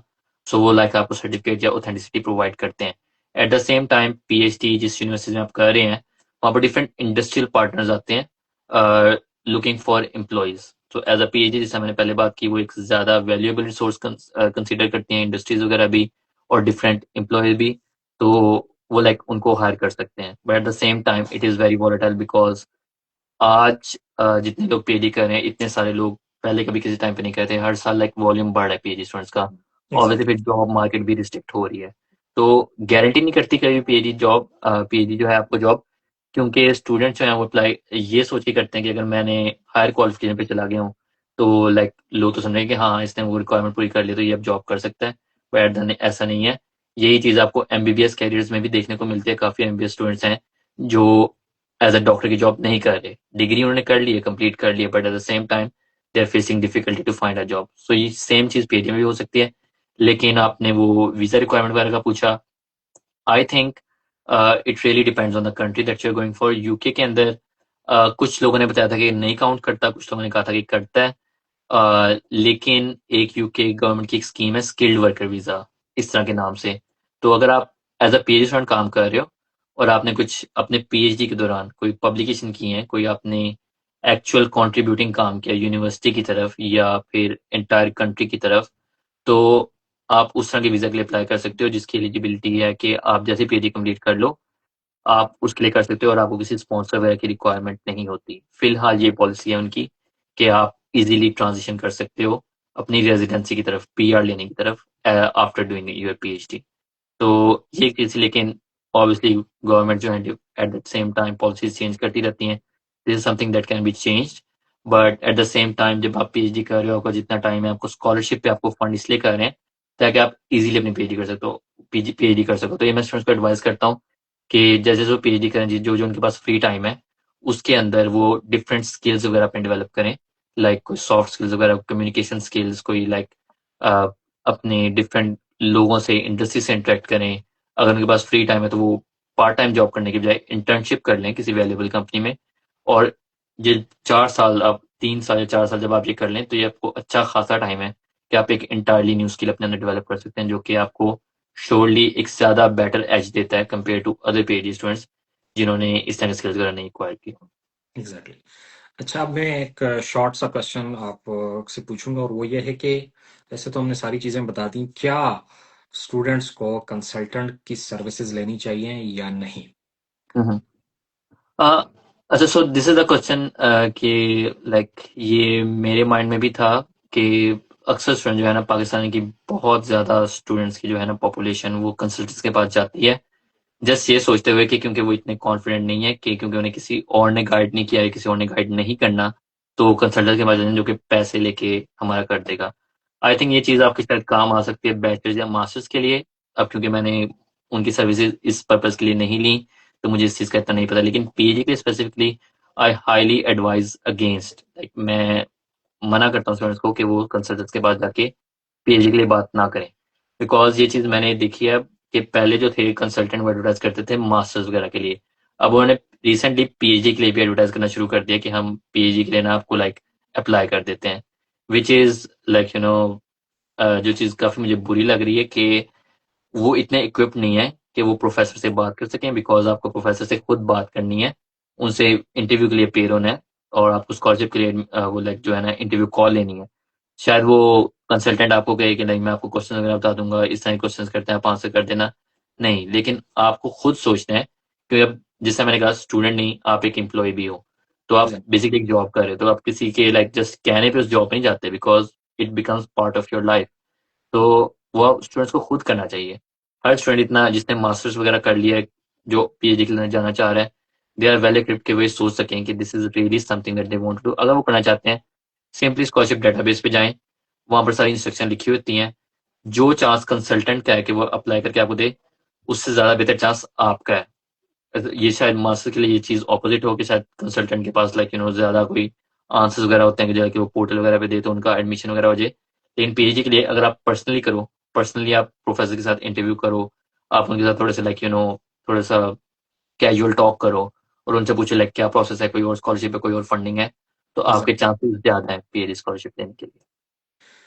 ठीक है, अभी मैं थोड़ा सा सारी चीज़ों को रिवाइज करके 1-2 मिनट में मैं बता देता हूँ। अगर कोई चीज़ मिसिंग हो, आप फिर उसके बाद आप उसको जी जी। समराइज कर। तो जो लोग पाकिस्तान से स्टूडेंट वीज़ा के ऊपर पाकिस्तान से बाहर जाना चाहते हैं, तो उनका जर्नी जो है वो स्टार्ट हो जाती है। लेट्स से अगर वो पीए बैचलर्स के लिए जा रहे हैं, तो उनको सोचना चाहिए जब वो एफएससी में हो या अपना कॉलेज में हो।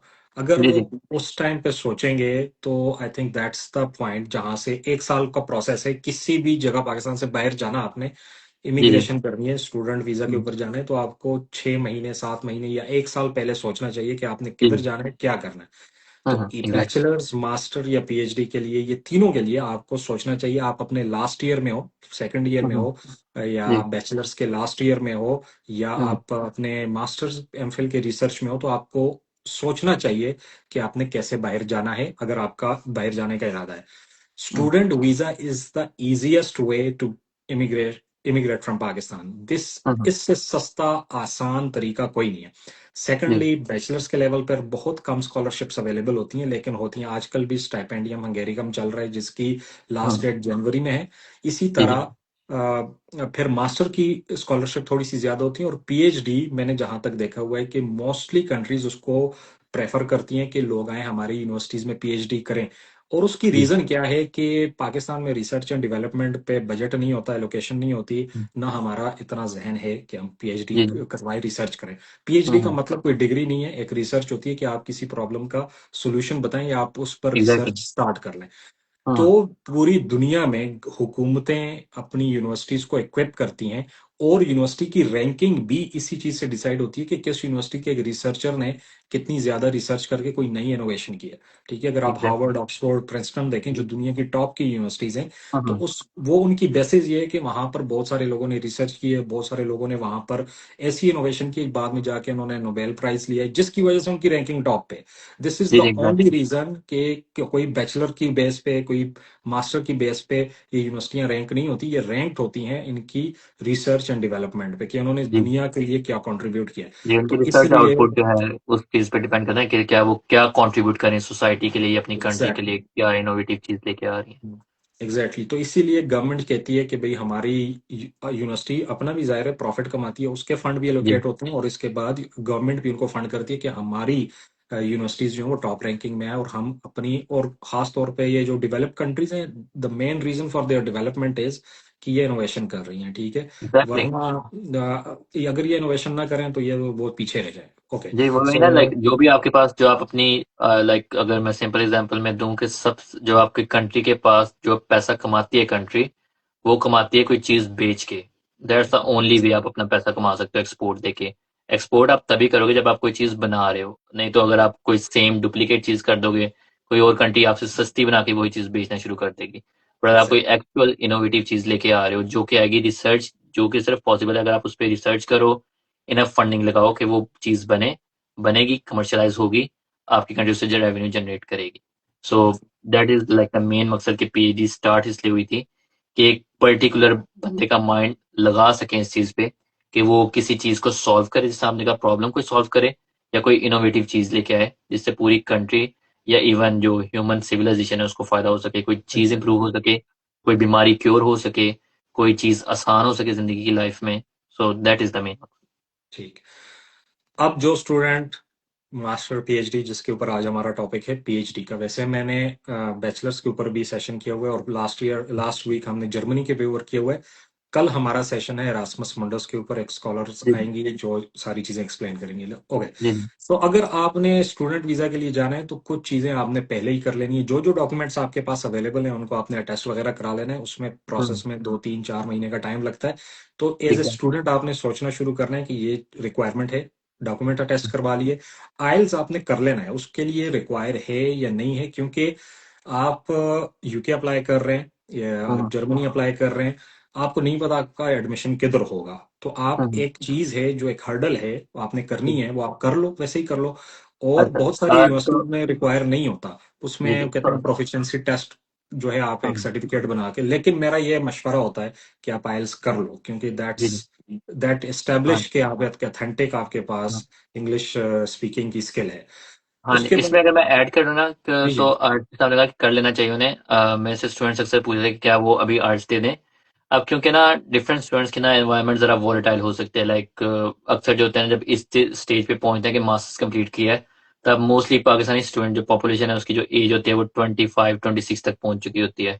तो ऑब्वियसली घर वालों को जो होता है ना, नेक्स्ट मकसद होता है कि लाइक कोई आप जॉब स्टार्ट करो, या फिर like like for the time being कोई जॉब स्टार्ट कर लो, या फिर लाइक शादी के प्रोसेस की तरफ चले जाओ, जो है एग्जैक्टली, काफी कॉमन है काफी फैमिलीज में। तो उस केस में आप आर्ट्स तब दें जब आपने माइंड में रख लिया हो कि मैंने नेक्स्ट साल या उससे नेक्स्ट साल स्कॉलरशिप के लिए लाजमी लाजमी अप्लाई करना है, नहीं तो आर्ट्स ज़ाया चले जाएगा। हाँ, दो बिकॉज साल के आर्ट्स लिए। की जो लाइक वो है उसकी टाइमलाइन, वो 2 साल तक उसकी है वैलिडिटी। उसके बाद वो एक्सपायर हो जाता है। तो फिर वो स्टूडेंट्स के अक्सर स्टूडेंट्स मैंने देखे हैं जिन्होंने करके रख लिया, लेकिन उनके उन्होंने फिर बाद में स्कॉलरशिप को सीरियसली नहीं लिया, उन्होंने अप्लाई करना स्टार्ट नहीं किया। तो उनका वो एग्जैक्टली, पढ़े पढ़े ना वो एक्सपायर हो गया, फिर जब उन्होंने एक्चुअल माइंड बनाया तब उन्हें दोबारा आर्ट्स करना पड़ा। तो तो मेरे ख्याल अगर से आपने माइंड। तैयारी कर जी जी। लेनी चाहिए। जब आप एडमिशन अप्लाई करो तो आइल्स का 4 मॉड्यूल का टेस्ट होता है, वो मेरे ख्याल से हर जी। महीने हो रहा है हाँ। आजकल। तो हर आप महीने के दो दो हर लाइक महीने में, वीकेंड हो रहा होता है हाँ, डिफरेंट सिटी में। अगर आपका लाहौर में हो तो आप इस्लामाबाद जाके दे सकते हो, इस्लामाबाद में हो तो आप एग्जैक्टली, लाहौर आके दे सकते हो। तो मेरे ख्याल से हर महीने आपके पास ऑप्शन होते हैं। तो जैसे ही आपने पीएचडी का प्रोसेस शुरू किया है, तो आप पीएचडी का किया है, मास्टर या बैचलर, जब आपने सोचना शुरू कर लिया कि अब मैंने अप्लाई करना है, यूनिवर्सिटीज हम्म। देखने शुरू कर लिए, तो आप आइएल्स दे दो ताकि जी आपका स्कोर आ जाए। वो 2 साल के लिए वैलिड होता है। उसके एग्जैक्टली। बाद आपने, मेरा ये मशवरा है कि आप पाकिस्तान से बाहर, अगर आपके पास बहुत ज्यादा पैसे हैं, फिर तो आपके लिए कोई प्रॉब्लम नहीं है। लेकिन अगर जी आपके पास पैसे नहीं है, तो आप स्कॉलरशिप्स की तरफ आओ। और बैचलर्स में स्कॉलरशिप्स कम है, तो आप कोशिश करो बैचलर्स आप पाकिस्तान में कर लो। फिर मास्टर्स की स्कॉलरशिप जो है, यूरोप में बहुत ज्यादा स्कॉलरशिप्स हैं। उसके बाद फिर एग्जैक्टली। पीएचडी और पोस्ट डॉक में बहुत ज्यादा स्कॉलरशिप की ऑप्शंस हाँ हैं। जी, तो पीएचडी तो आप करनी उस, नहीं चाहिए। मैं तो ये अक्सर तो अगर देता हूँ कि सेल्फ फंडिंग वो करें ही ना। जिस टाइम मैंने बताया ना कि राइट, वर्कलोड होता है बाद में, अगर आप इंटर्न जिस टाइम मैं अगर कंपेयर करूँ, तो पीएचडी इधर जो मेरी यूनिवर्सिटी है, जो काफ़ी यूनिवर्सिटी है यूके की, वहाँ पर एक साल की फीस जो है वो £28,000 है फॉर इंटरनेशनल स्टूडेंट। या सो अगर आप ये दिन रात भी जॉब करो, लिटरली अगर आप 24 घंटे दिन में काम करो, पूरा महीना करो, आप तब भी वो रिक्वायरमेंट जो है ना वो पूरी नहीं कर सकते नहीं कर उस तक सकते। जाने के लिए। साथ बिल्कुल हमें बिल्कुल। रिसर्च भी करनी है, और आपने यूनिवर्सिटी की रिक्वायरमेंट्स वगैरह भी पूरी करनी है। कुछ में कोर्स वर्क होता है, आपको पहले वो करना पड़ता है, उसके लिए एग्जाम्स होते हैं, वो आपको पेयर होना पड़ता है। तो मैं ये एडवाइस करता हूँ कि बैचलर्स भी चाहे जिस तरह आपने कहा कि पाकिस्तान से कर सकते हैं, मास्टर्स स्कॉलरशिप में मिल जाए, दैट्स ओके। अगर आपको नहीं मिल रहा, अगर आपने बहुत ज़्यादा ट्राई किया नहीं मिल रहा, आप चाहे पाकिस्तान से कर लें अगर आपने पीएचडी तक जाना है। लेकिन पीएचडी जैसे आपने बात की कि वहाँ इतनी रिसोर्स फंडिंग नहीं है हमारी कंट्री में, तो काफ़ी स्टूडेंट जो है उनके लिए डिफिकल्ट होती है। अक्सर मैं स्टूडेंट्स को जानता हूँ जिन्हें 6-6 7-7 साल हो गए कि वो पीएचडी कर रहे हैं। बिकॉज अक्सर पीएचडी की रिक्वायरमेंट ये होती है कि आपने जस्ट ड्यूरेशन एंड होने पर नहीं जाना, आपने तब जाना जब आपका वर्क जो आपने सेट किया था वो कंप्लीट हो जाए। ग्रेट तो हो उसको करते करते अगर आपके पास फंडिंग नहीं है, आपके इंस्टीट्यूट में कोई इंस्ट्रूमेंट्स वगैरह नहीं है, तो टाइम ले सकता है। पीएचडी में हमेशा रिकमेंड करता हूँ कि अगर आपने करने तो स्कॉलरशिप पे करें। अपनी कंट्री में करें, पाकिस्तान में आप कर सकते हैं, ठीक है, उसमें कोई बुराई नहीं है, काफ़ी डिसिप्लिन है, स्टूडेंट्स करते हैं, उनकी सक्सेसफुली हो भी जाती है। लेकिन हर्डल्स आ सकते हैं जो कि पोटेंशियल काफ़ी बड़ा है, तो एग्जैक्टली। हमेशा वो स्कॉलरशिप पे ही प्रेफर करें। ठीक है। तो नेक्स्ट बात आती है कि भाई आप पीएचडी पे जाके या मास्टर पे जाके बिल्कुल आप वहां पर पैसे कमा सकते हो। बहुत ज्यादा पैसे नहीं भी कमाओगे, लेकिन इतना पैसे कमा लोगे कि आपका एक सर्कल चलेगा, फैमिली में भी कुछ थोड़े बहुत पैसे भेज दोगे। And ji. सेकंडली, मेरा ख्याल है कि अगर आप पीएचडी के लेवल पर आ ही गए हो, अगर आपने हम्म, डिसाइड कर लिया कि पीएचडी करना है, तो कंसल्टेंट के पास आपने नहीं जाना। जी मैं तो रिकमेंड करता हूँ कि मास्टर्स के ऊपर भी नहीं जाना। आप देखें, एक सिंपल जी। सी लॉजिक है। हम्म। अगर कंसल्टेंट इतना अवेयर होता, तो वो खुद बाहर बैठा होता हमारी तरह। ठीक है, जैसे आप मैंने यूके देखा है में अक्सर बैठे हो। जो कंसल्टेंट्स की पॉपुलेशन है वो ज्यादातर वो यंग स्टूडेंट्स ही होते हैं, जरा ना होना भी वो ऐसे ही आई चाहिए। थिंक। होना भी हाँ ऐसे ही चाहिए। और जैसे अब आप हैं यूके में, आप जी अच्छे कंसल्टेंट बन सकते हो, ठीक है, क्योंकि आप कर के आए हो ना, सारे ये प्रोसेस से दिस इज हो के आए हो। समथिंग दैट आई वुड, मैंने अपने आपको बताई थी, मेरे से स्टूडेंट्स ने मैसेज भी किए थे मुझे। आई थिंक ये थोड़ा सा चैट में भी आया था कि लाइक कि क्या मैं लाइक सर्विस प्रोवाइड करता हूँ। तो मैं स्टूडेंट्स को श्योर करवाया था कि नहीं, आपने जो क्वेश्चन पूछना है आप पूछ लो, मैं बगैर पैसों के बता दूंगा। या बिकॉज दिस इज समथिंग कि मैंने खुद उसी से गुजरा। मैं क्यों आपको चार्ज करूंगा कि मैं खुद उस एग्जैक्टली। तरह की लाइफ से गुजरा हूँ। I am getting like scholarship and funding, और हमें यूनिवर्सिटी भी, हमारी यूनिवर्सिटी में सेशंस होते हैं जो सिखाते हैं कि आप अपनी जो है ना ये चीजें आप आउट ऑफ द यूनिवर्सिटी आप कंट्रीब्यूट करें, अगर कोई हेल्प कर एग्जैक्टली। सकते हैं वो करें, ऑर्गेनाइजेशन का पार्ट बने।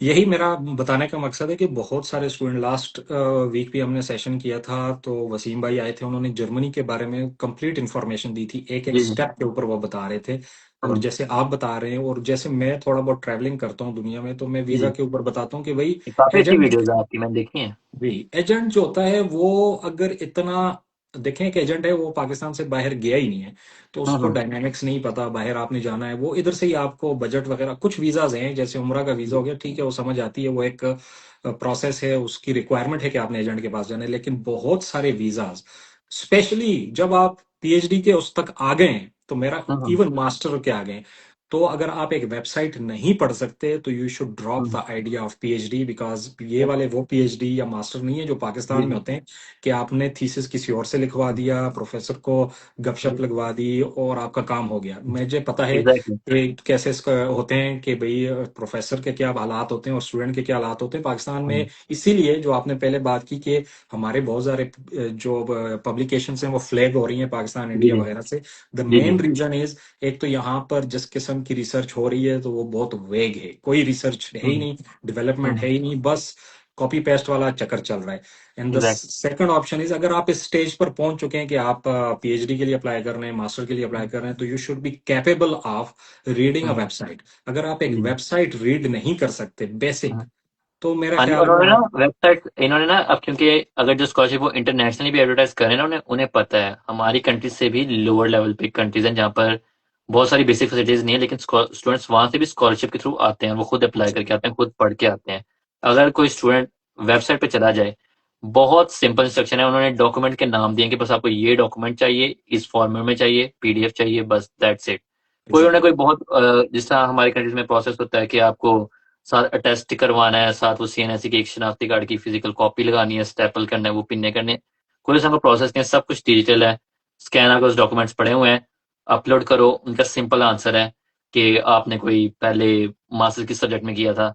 स्टूडेंट्स इस चीज से घबरा रहे होते हैं कि क्योंकि वो वल्नरेबल होते हैं, तो कंसल्टेंट्स ना इसी चीज को टारगेट करते हैं उनका कॉन्फिडेंस लो करने के लिए कि शायद आपसे नहीं होगा तो मैं आपका करवा दूंगा। अगर एग्जैक्टली। स्टूडेंट्स खुद भी जाएं तो खुद भी कर सकते हैं और अपने पैसे उस पर सेव कर सकते हैं। और मेरा ख्याल है स्टूडेंट बेहतर कर सकते हैं। एक बच्चा है जिसने एग्जैक्टली। मास्टर में पूरा उसने प्रोग्राम पढ़ा हुआ है, कल को हम्म। उसने अपीयर होना है प्रोफेसर यूनिवर्सिटी के सामने, इंटरव्यू में अपीयर होना है। जी तो अगर जी वो कंसल्टेंट तो वहां जाकर नहीं बैठेगा ना, जी स्टूडेंट जी को खुद एग्जैक्टली। बैठना है। और कंसल्टेंट मैं आपको बताऊं, मेजॉरिटी कंसल्टेंट या तो वो इस लेवल तक है ही नहीं जो पीएचडी में जाकर अप्लाई कर सके, ना खुद उन्होंने पीएचडी की हुई है, मास्टर्स भी नहीं किया हुआ। ये एक दुकान वाला सिस्टम है कि उन्होंने दुकान खोल दी है, बच्चों को धड़ाधड़ भेज रहे हैं। एग्जैक्टली। ठीक है, कुछ कंसल्टेंट को मैंने देखा हुआ है कि उनके जैसे बैचलर्स के लिए खास तौर पे टर्की हो गया, साइप्रस हो गया, यहाँ पर क्योंकि यूनिवर्सिटीज एजेंट्स को पे करती है जब स्टूडेंट एग्जैक्टली। लेके आते हैं, तो वो ठीक है, वो उनका उनका ठेका लगा होता है, वो उनके साथ 500-600 पाउंड बच्चे से लेकर तो वो अब एडमिशन करवा ले, दैट्स अनदर थिंग। बैचलर्स के लेवल पे मैं समझता हूँ कि ठीक है, बच्चे अवेयर नहीं है, उसने एफएससी की हुई है, हमारी तरफ एक्सपोजर बहुत लिमिटेड है, बच्चों को पता ही नहीं है क्या करना है। जब हमने भी एफएससी की हुई थी, हमें भी नहीं पता था हमने क्या करना है, तो इधर उधर हमने फजूल डिग्रियों में जाके अपना एडमिशन ले लिए थे। बट जब बैचलर्स में आपने एडमिशन ले लिया, और इवन यूनिवर्सिटीज में, पाकिस्तानी यूनिवर्सिटीज भी इतनी बुरी नहीं है कि आप एक वेबसाइट इंग्लिश में ना पढ़ सको। तो एग्जैक्टली। मेरा अब ख्याल है इधर ना, कि और ये चीज मैंने भी देखी कि यहाँ यहाँ पर जो टिपिकल बैचलर मास्टर स्टूडेंट है ना, वो ज्यादा मासूम है कंपेयर टू पाकिस्तानी स्टूडेंट। अगर पाकिस्तानी स्टूडेंट अपने आप को कंपेयर करना है स्टूडेंट्स के साथ, ये हमारे स्टूडेंट्स जरा ज्यादा चालाक हैं इन इन सेंस के उन्हें काम वगैरह आते हैं कि कंडीशन वगैरह में सर्वाइव करना आता है। बिकॉज ऑब्वियसली जिस तरह की हमारी थोड़ी हार्श कंडीशन होती है, यूनिवर्सिटी में जरा एनवायरनमेंट होता है कि एक डिग्री आपने इस ब्लॉक से उस पर साइन करवाने हैं, फिर दूसरी या बिल्डिंग में जाना है, वहां जाके थोड़ा लाइन में लगना है, फिर वो करना है। इस तरह की चीजें आपको इस चीज के लिए अडॉप्ट कर देते हैं कि आप एक सिंपली जाके, अब ये अब आपके वो अगर स्टूडेंट्स इमेजिन करें कि पहले हम इस चक्कर से मैं भी गुजरा हूँ कि कभी वो यूनिवर्सिटी के किसी स्टाफ ने भेजा कि इधर जाके पहले साइन करवाओ, वो जाके पहले फीस सबमिट करवाओ, फिर एक कॉपी करवा के लाओ, वो करवाओ। और अगर उस स्टूडेंट को पता चले, इस तरह के स्टूडेंट को, कि अब जहाँ अप्लाई करने वहां बस कंप्यूटर पे बैठ के सामने लैपटॉप खोल के करना है। I think exactly. इस तरह की चीजें जो आप अपने ना लाइक जस्ट एक हाथ से आप कर सकते हो बैठे बैठे, अगर आप उस तरह की द कंडीशन ओनली को लेके। प्रॉब्लम आई सी इज के आजकल क्योंकि ये सोशल मीडिया बहुत ज्यादा फास्ट हो गया है, तो अटेंशन स्पैन डिक्रीज हो गया है। वो इतना एग्जैक्टली। रिड्यूस हो गया है कि 5 सेकंड से ज्यादा लोग कोई वीडियो देखते ही नहीं है, उनके फायदे की वीडियो वो नहीं देखते। तो जी। जैसे आप वीडियोस बनाते हो, मैं वीडियोस बनाता हूँ, लोग वो वीडियो मैं एवरेज टाइम देखता हूँ, वो वीडियो 16-17 सेकंड से ज्यादा कोई नहीं देखता। उसकी वजह ये कि हमारा अटेंशन स्पैन कम हो गया, जिसका प्रॉब्लम सबसे बड़ा ये आ रहा है कि आजकल हम पूरी बुक नहीं पढ़ सकते। फिर हम बैठ कर एक फोकस्ड में, आप कोई काम फोकस में बैठ के कर ही नहीं सकते। This is the only problem कि आप वेबसाइट नहीं पढ़ते हो, और आसानी के लिए फिर आप जाते हो एजेंट्स के पास। एजेंट्स को, अब मैं आपको बताऊं कि मेरे पास अभी लाइव हमारा लाइव सेशन एक बच्ची देख रही है, लड़की देख रही है, जो कह रही थी कि fully funded scholarship for masters होती नहीं है। एजेंट के पास गई है, एजेंट ने कहा कि फुली फंडेड स्कॉलरशिप्स होती नहीं है। मैंने उसको कहा है कि आप स्टिपेंडियम हंगेरिकम में अप्लाई करो, ये प्रोसेस है। उसको वो ये बात प्रोसेस ही नहीं कर पा रही थी। उसने अपनी फैमिली को फोर्स किया, वो कंसल्टेंट के पास गए। कंसल्टेंट ने कहा कि मैं आपसे 11 लाख रुपए लूंगा और आपका मैं एडमिशन करवा दूंगा मास्टर्स में। फुली फंडेड नाम की कोई चीज होती ही नहीं है। ठीक है, मतलब वो कह रहा था कि कोई स्कॉलरशिप्स नहीं है जो अगर आप वो पैसे कंसल्टेंट दो। साहब जी जी जर्मनी चले जाए ना, तो जर्मनी में तो जिस तरह अक्सर स्टूडेंट्स की मैंने वीडियो देखी, जर्मनी में यूनिवर्सिटी फीस ही नहीं है। नहीं है। यूनिवर्सिटीज वहाँ पर फ्री हैं, पब्लिक यूनिवर्सिटीज। तो एग्जैक्टली। कैसे वो कह सकता है कि अगर वो आपका वो आई थिंक वो ब्लॉक अमाउंट रिक्वायर होती है, लेकिन वो आपके नहीं नहीं, लिविंग वो कह रहा था एक्सपेंस की आपने तरफ फीस देनी कॉन्ट्रीब्यूट है, हो और जाती है। फीस देनी है, और ये कोई होता ही नहीं है, कोई हमें कौन स्कॉलरशिप देता है, हमसे कौन पूछता है, हमें वैसे कोई वीजा नहीं देता, स्कॉलरशिप कौन, वो इस तरह की बातें कर रही थी। एग्जैक्टली। हाँ, तो मतलब ये चल रहा है पाकिस्तान में। तो एक हम्म, बच्चा जो पीएचडी में जा रहा है, तो मेरे ख्याल से इतना कैपेबल होना चाहिए कि वेबसाइट, क्योंकि उसने रिसर्च करनी है, आगे लिखना है। लिखने का कोड कितना काम होता है, एक एक रीडिंग लिखनी होती है, आपने फिर डिफरेंट कैलकुलेशंस करनी होती हैं, वो सारा आपने उसमें डालना होता है। खैर, exact. Back to the point कि एक बच्चा है जिसने पीएचडी के लिए जाना है, तो द प्रोसेस इज कि वो पहले एक यूनिवर्सिटी डिसाइड, कंट्री डिसाइड करे। और जरूरी नहीं है कि वो एक कंट्री डिसाइड करे, उसको अपनी ऑप्शंस ओपन करनी चाहिए। जर्मनी हो जी गया, जी। यूके हो गया, और बहुत सारी, यूरोप में मेरे से 29 कंट्रीज हैं, सब में वो अप्लाई कर सकता है। हर यूनिवर्सिटीज में, पीएचडी के बहुत सारी यूनिवर्सिटीज में फंड्स होते हैं, सारा कुछ होता है, वो अब आप सर्च क्योंकि कर सकते हैं। यूनिवर्सिटी यूनिवर्सिटी चल जो रही है ना, वहाँ पे जो आपको लेक्चर डिलीवर क्लास में करने आ रहा है वो एक प्रोफेसर है। प्रोफेसर, हर प्रोफेसर जो है, मोस्टली प्रोफेसर की पॉपुलेशन पीएचडी है। लाइक 99% जो प्रोफेसर हैं उन्होंने पीएचडी की हुई है। तो आप ये चीज एक्सपेक्ट कर सकते हैं कि उन्होंने पीएचडी किया तो फिर वो वहाँ पर पीएचडी करवा भी रहे हैं। तो ऑलमोस्ट हर अच्छी यूनिवर्सिटीज, लेकिन उसके लिए मैं ये जरूर स्टूडेंट्स को रेकमेंड करूंगा कि वो अच्छी यूनिवर्सिटी से स्टार्ट करें। ये ना सोचें कि लाइक मेरा तो इतना सीजीपीए नहीं था, ये नहीं था, वो था, तो मैं बॉटम से स्टार्ट करता हूँ। टॉप से स्टार्ट करें, फिर लाइक थ्रू द पॉइंट ना लाइक कवर करते जाएं। या दिस इज द आपको नहीं प्रोसेस पता कि कि आप आपने कहीं। आपने कोई 20-25 यूनिवर्सिटीज डिफरेंट कंट्रीज में शॉर्टलिस्ट करनी है, उसमें से जो आपको हम्म, बेहतर लग रही है उसमें अप्लाई करो। अपना मेजर देखो, उसका प्रोफेसर ढूंढो, वेबसाइट्स पर प्रोफेसर की सारी डिटेल होती है, उनके ईमेल्स निकालो। और as a hmm, PhD student आपको इतना आना चाहिए कि एक ईमेल कैसे लिखते हैं, एक प्रॉपर प्रोफेशनल ईमेल लिखो। आपको समझ नहीं आती, exactly, चैट जीपीटी पकड़ो, उसमें ईमेल डालो, सारा डेटा डालो, वो आपको ईमेल बना के देगा। लेकिन आपने वो कॉपी पेस्ट नहीं करनी, उसमें exactly, आपने थोड़ा इम्प्रोवाइज करके अपना ह्यूमन एलिमेंट उसमें हम्म, डालना है। क्योंकि जी जी। आजकल के प्रोफेसर बड़े तेज हैं, वो सीधा डालते हैं, एआई चेक मारते हैं, तो वो प्लेजरिज्म आ जाता है, तो वो फिर उस चीज को एंटरटेन भी नहीं करते।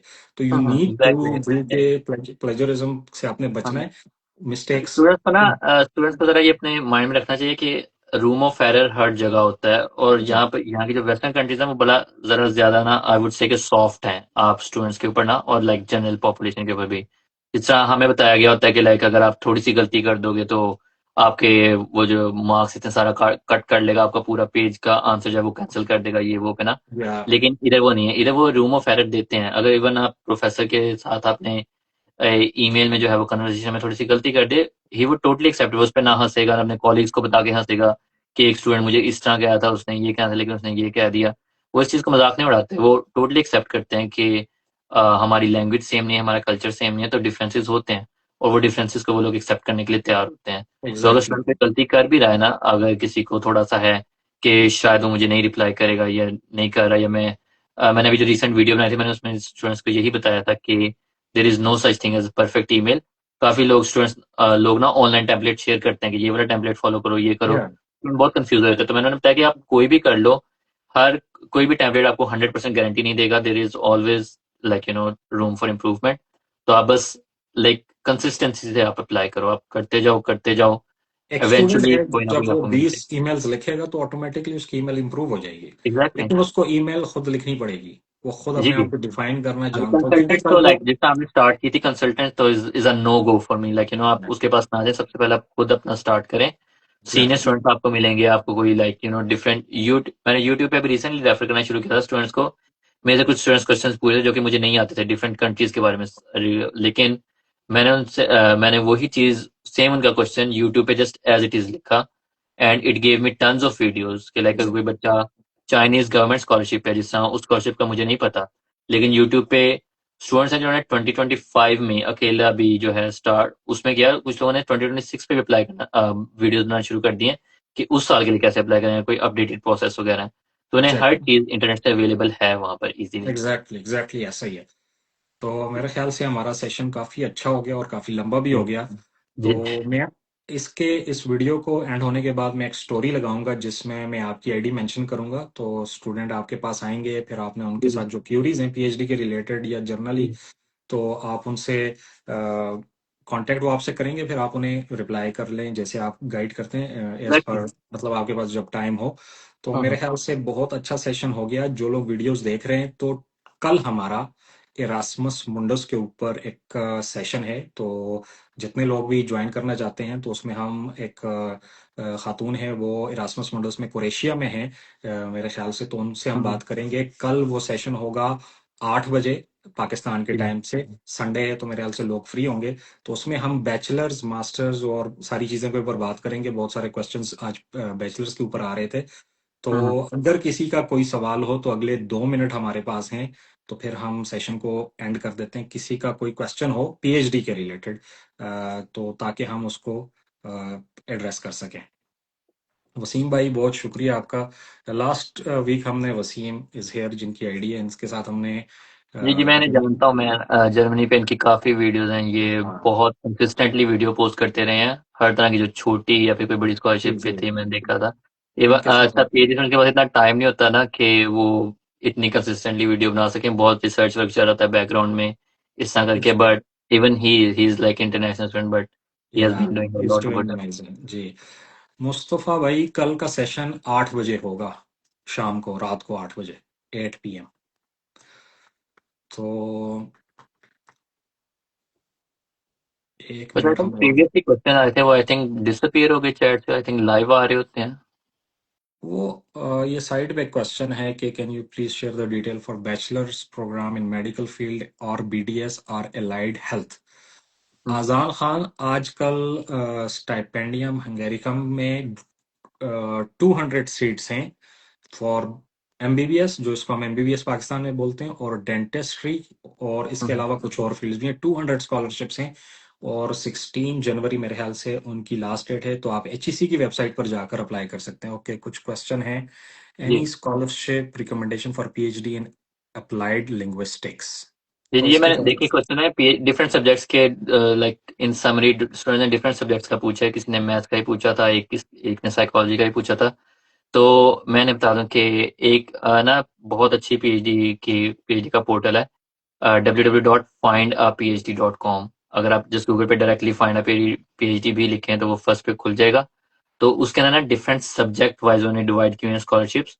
और उनकी लाइक मुझे वेबसाइट बहुत अच्छी लगती है कि उन्होंने ना प्लेनली सामने सामने लिखा होता है कि ये फुली फंडेड है या नहीं है, इंटरनेशनल स्टूडेंट्स के लिए या फिर ये लोकल कंट्री के स्टूडेंट्स के लिए है। और इसके लिए लाइक उन्हें बहुत सिंपल प्रोसेस बीच में बुलेट पॉइंट्स में बताए होते हैं कौन सा आपको डॉक्यूमेंट चाहिए, कोई नहीं चाहिए। लेकिन इसकी जस्ट एक ड्रॉबैक ये है कि इसमें मोस्ट ऑफ पीएचडी जो है ना वो यूके या यूरोपियन रीजन्स की होती हैं, मोस्टली यूके की होती हैं। लेकिन अगर आपको थोड़ी सी डिफरेंट इन जगहों पे अपने करना है तो आप चैट जीपीटी से स्कॉलरशिप वेबसाइट्स का पूछ सकते हैं। एक और रिसेंटली मैं एक वेबसाइट में देखी थी, फाइंड पीएचडी स्कैनर, www.phdscanner.com। वहां पर भी इसी तरह वो पोस्ट कर रहे थे पीएचडी, और उन्होंने, मैंने देखा उनका जरा थोड़ा सा डेटाबेस जरा डाइवर्स है। वो Sweden, Switzerland, Norway, different countries की पीएचडी पोस्ट कर रहे होते हैं। तो आप उस डेटाबेस पे जाएं, आप वहां पर लाइक सब्जेक्ट देखें, और नीचे ही उन्होंने प्रोसेस मेंशन किया होता है। Just in case you are confuse you can reach back to.